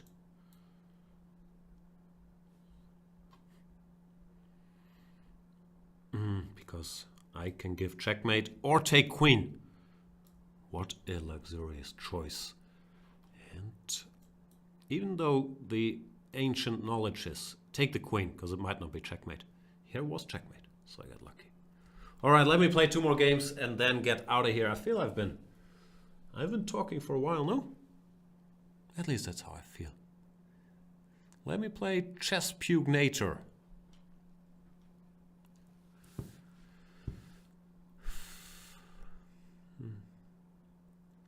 Ariel Boundaries saying, did Lawrence Trent kill Carol Baskin's husband?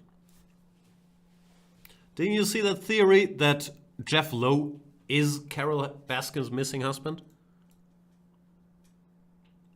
Google it.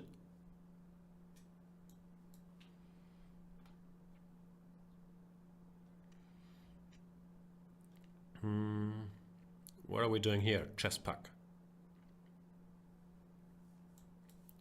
Oh, the MVL line? Let's MVL it up.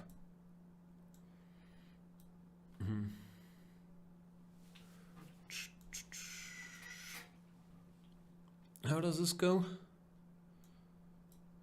So many lines. So little time.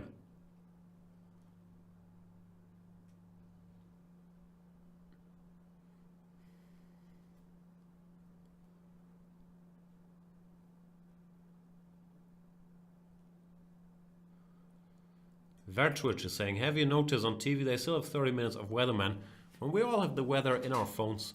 Yeah, I'm not sure.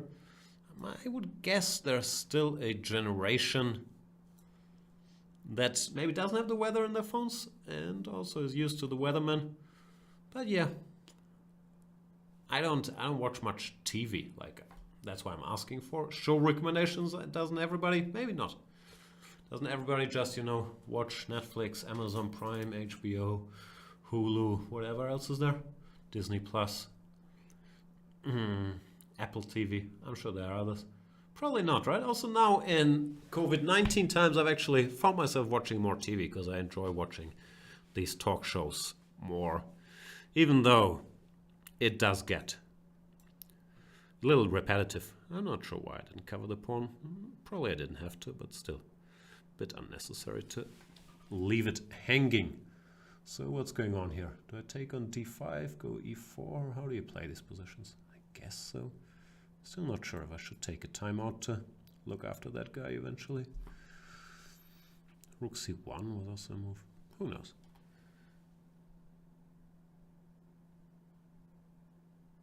Panther Chess is only watching Disney Plus. Okay, but you only watch Jungle Book on a loop, so that's understandable.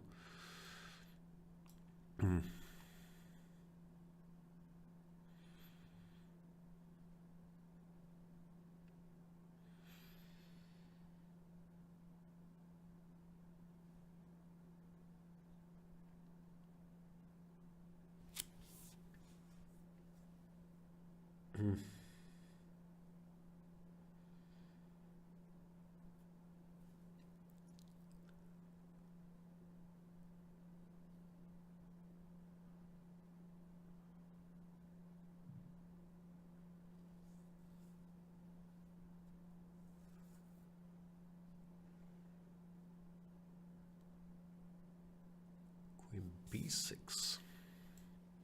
if I take...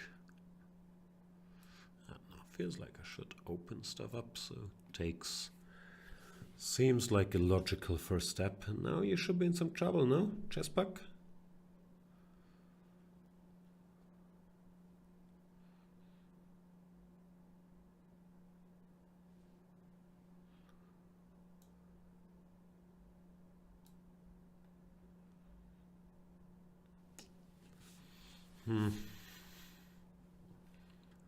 Should be more than one way to get this done. Can I go here and ask the rook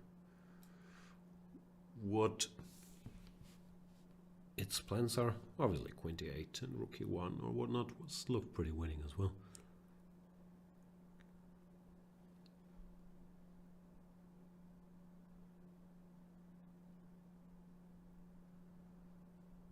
Bobby G saying Ray, Nelly will decide. Not following. Are we still talking movie recommendations? I've seen Ray. Or maybe I missed the context.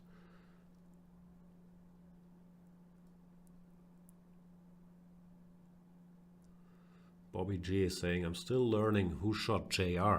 Wow. Showing your age there, Bobby G. Can I take? You're not really trapping my queen, are you? Does not look like that. Nope. Chess Pugnator resigns. Thanks for the game. Chess Pugnator. Alright. Last game. Let's play another Nator. After I dealt with the Chess Pugnator, it's time for the Cleminator. Vertwitch is asking, did you watch Parasite already? Yeah, I watched Parasite. Feels like years ago. Mid-2019, whenever it came out, probably late 2019, yeah. Must have been late 2019. But yeah, very much so, Parasite. It was good. It's gotten so much hype that at this point, in my mind, it's somewhat overrated, but that's not the movie's fault. It's the hype's fault. It's a very good movie, of course, Parasite. Can I go here? Little reverse Benoni. How bad can it be?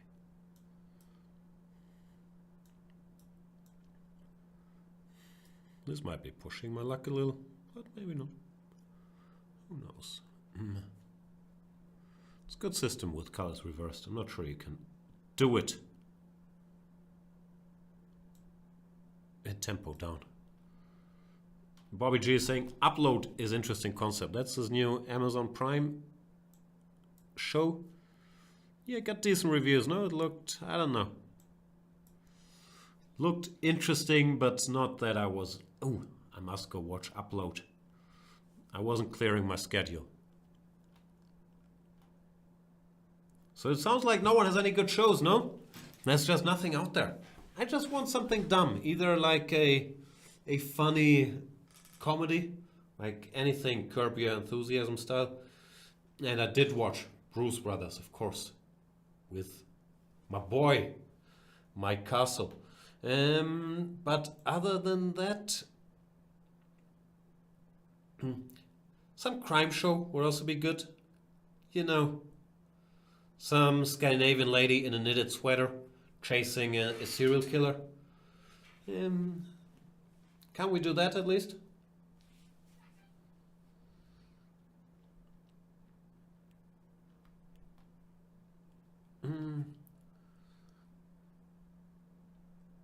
Max Chess 29 saying it's always sunny in Philadelphia. Yeah, I've seen probably not every episode, but I've seen quite a bit of It's Always Sunny. It's a good show. I tried getting into Community, couldn't do it.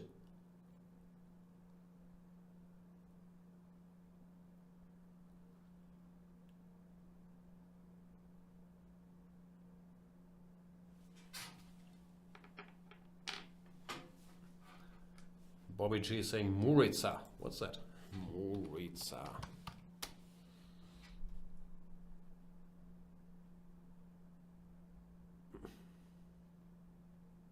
That's not a TV show, is it?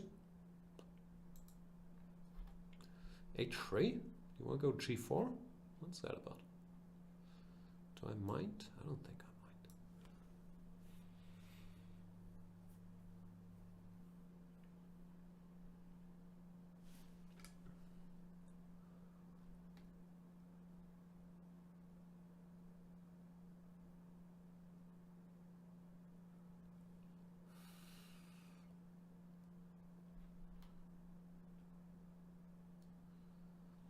Trailer Park Boys.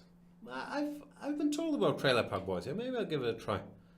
Someone's recommended it to me. Yeah, The Boys I've seen. We've covered The Boys. Shot Caller and The Outsider are good movies. Shot Caller I've seen. That's the prison movie with Jamie Lannister, right? And yeah, I know his name is Nikolai Coster-Waldau. The Outsider is... Have I seen The Outsider? What's The Outsider?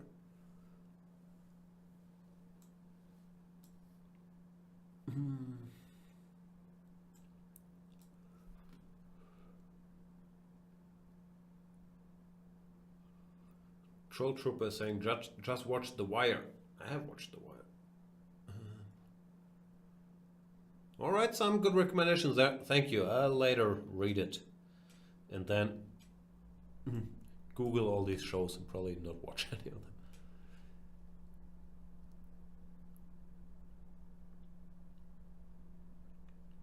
More love for Trailer Park Boys. Afterlife with Ricky Gervais gets some shoutouts. Yeah, I've seen season 1. Many people told me it's great. I was not that much into it. But also, often it's not the show's fault, but it's me not paying full attention, which is, you know, brings us to the phone AirPods addiction and the having a family part that I talked about earlier. But yeah, maybe I should give Afterlife another try with full focus.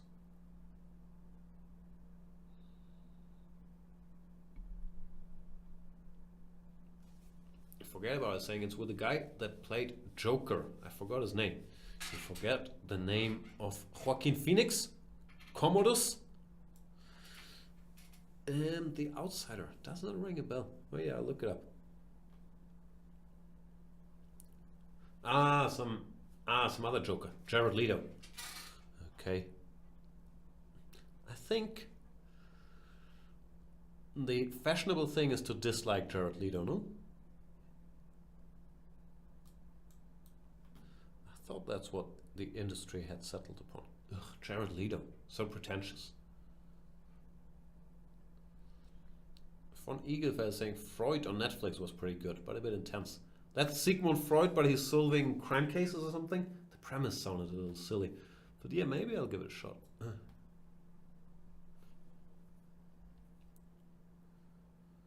Von Eaglefeld saying, and one for German TV, Rhapsody Berlin. What's that? Not Babylon Berlin? Rhapsody Berlin. Every other show is called something with Berlin. It's really confusing me. Docks of Berlin. 4 Blocks. Rhapsody Berlin, apparently. Why can't we get any Hamburg shows?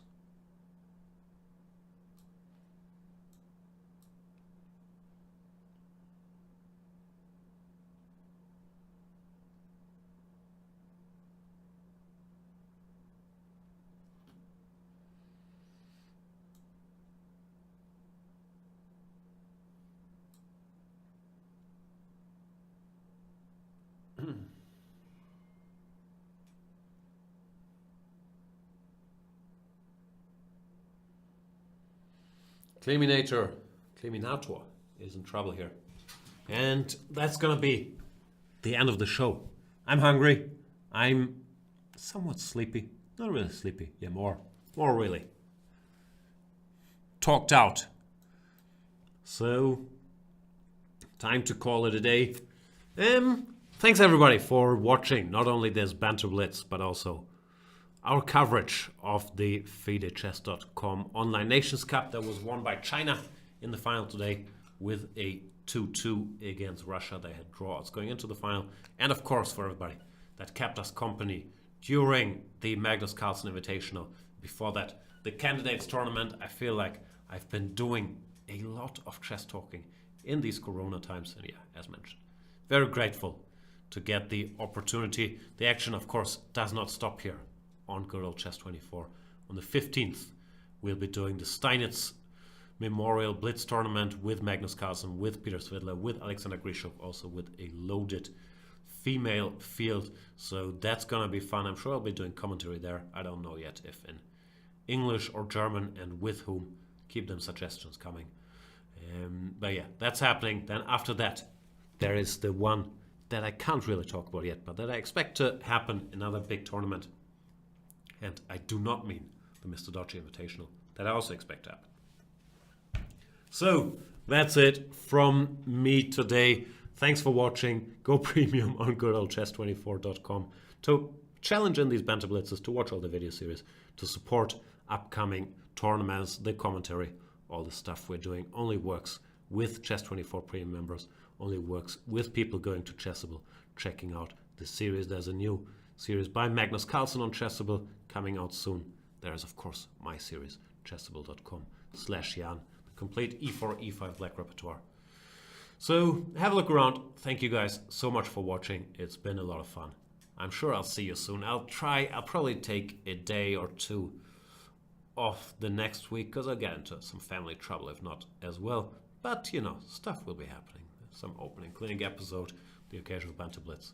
And then on the 15th, there will be Steinitz Memorial continued. So, thanks for watching. Buy my Chessable course. Become a Chess24 premium member.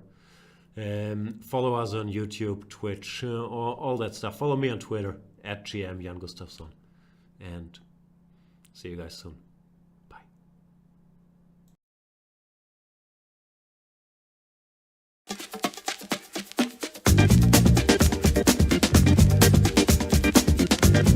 E5, it's E5 Patzers. A complete repertoire against 1E4 based on 1E5, now available to study with Chessable's unique Move Trainer technology.